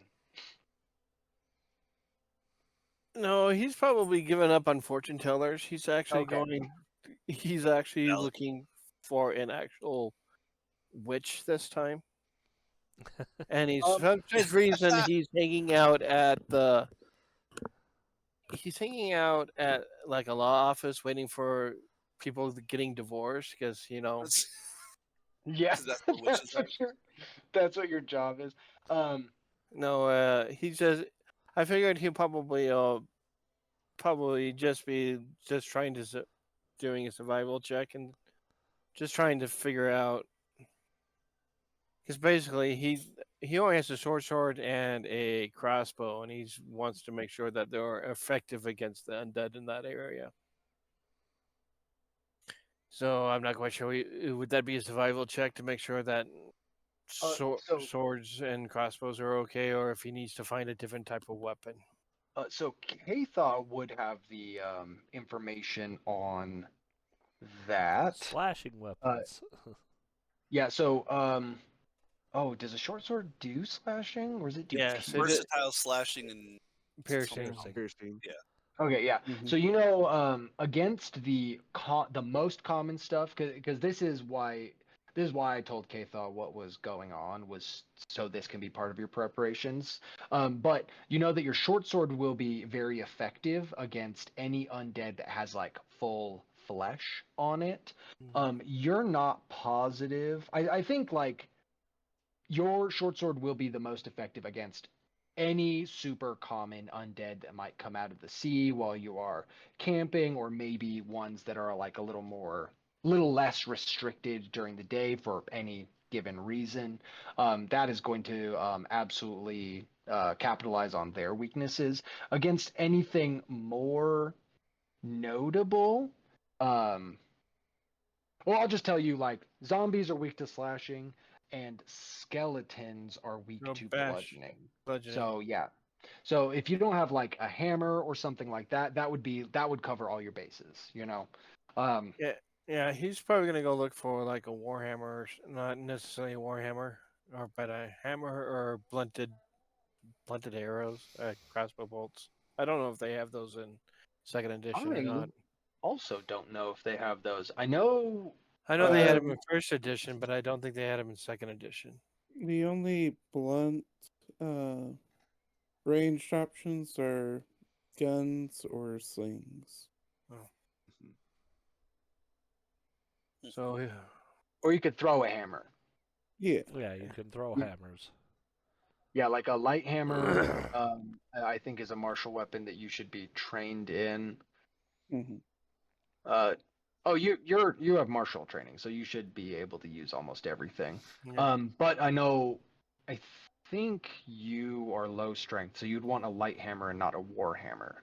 Yeah. yeah, something with finesse. Because I think he's also a thief or a rogue, right? Yeah. Yeah. So a Yeah, light mage would work as well. yeah, light mace, light hammer. I know you can throw a light hammer. I don't think you could throw a light mace, but like they You would can throw also anything. be. You can throw anything. You just let go of it. Well, you're I that mean, is a you're not It wrong. might not be accurate though. you're not gonna get sneak attack with that thing. That was my point. Uh, Yeah. Um. well, But yeah, most so of you can go the buy a hammer. yeah. I'll probably just Or get. Undead are not immune to precision. does you have your ranger rogue, right? Yes. Um, there's also the dancer spear. It's versatile bludgeoning and piercing. What kind of It's spear? finesse and reach and sweep. The dancing spear. Yeah, How much dancing is it? spear. 3 gold. Three go- It's two-handed though, so if Yeah. you use a shield or anything, you can't use that. But I don't ever yeah, use a shield, so it's a good weapon. It's got backswing, finesse, reach, sweep, and it's versatile bludgeoning. okay. How big is the dice though? Because I think sneak attack It's a limits you on that. D6. It's a Okay, you should D6. be It's fine. finesse. As It's a far as I finesse know, weapon. the sneak attack Oh, doesn't okay. It'd be limit two-handed. anything. Mhm. No, I think I was thinking of the ruffian. It doesn't need to have finesse, but you can't be big. No, the hmm die Oh can't be yeah. above a D8. Yeah, that's what I was thinking. I conflated that into all rogues and not that specialization, but that finesse um, excludes that process because they would be able to use strength. Yeah. Does the dancing Did, spirit? Can I use dex or is it strength? No, it's you can use finesse. dex.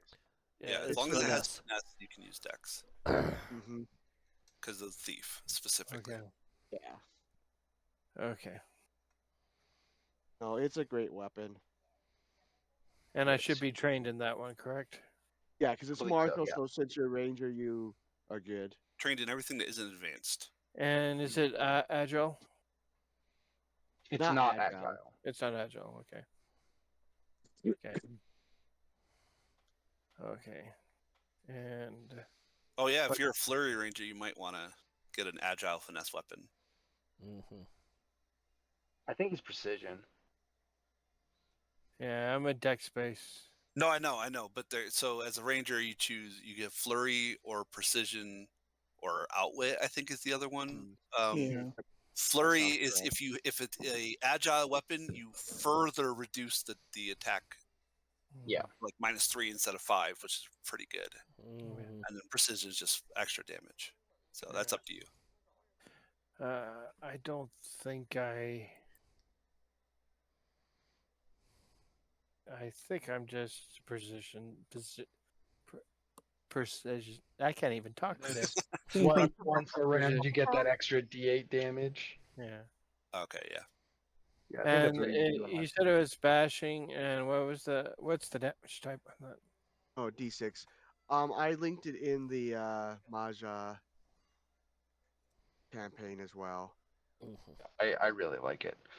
So you guys are making your preparations to go out on this sort of month-long job with this person who may or may not be a criminal, but is at least dealing with criminals on a dangerous route heading down to the sort of northernmost before you hit Zanqualtex, like major cities before you get into like the big cities attached to the wall, and making a little stop off in a very shady, scary area.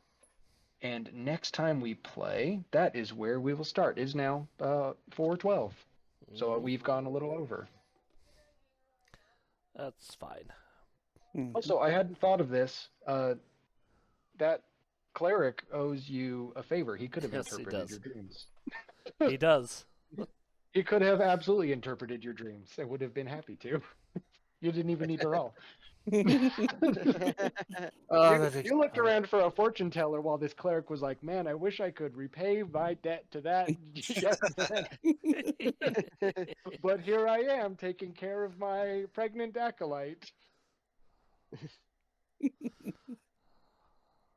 Well, I just saw that it's 7 feet tall too, so you got a 3.5 foot tall guy carrying this Oh, 7 it's foot yeah, tall spear. huge.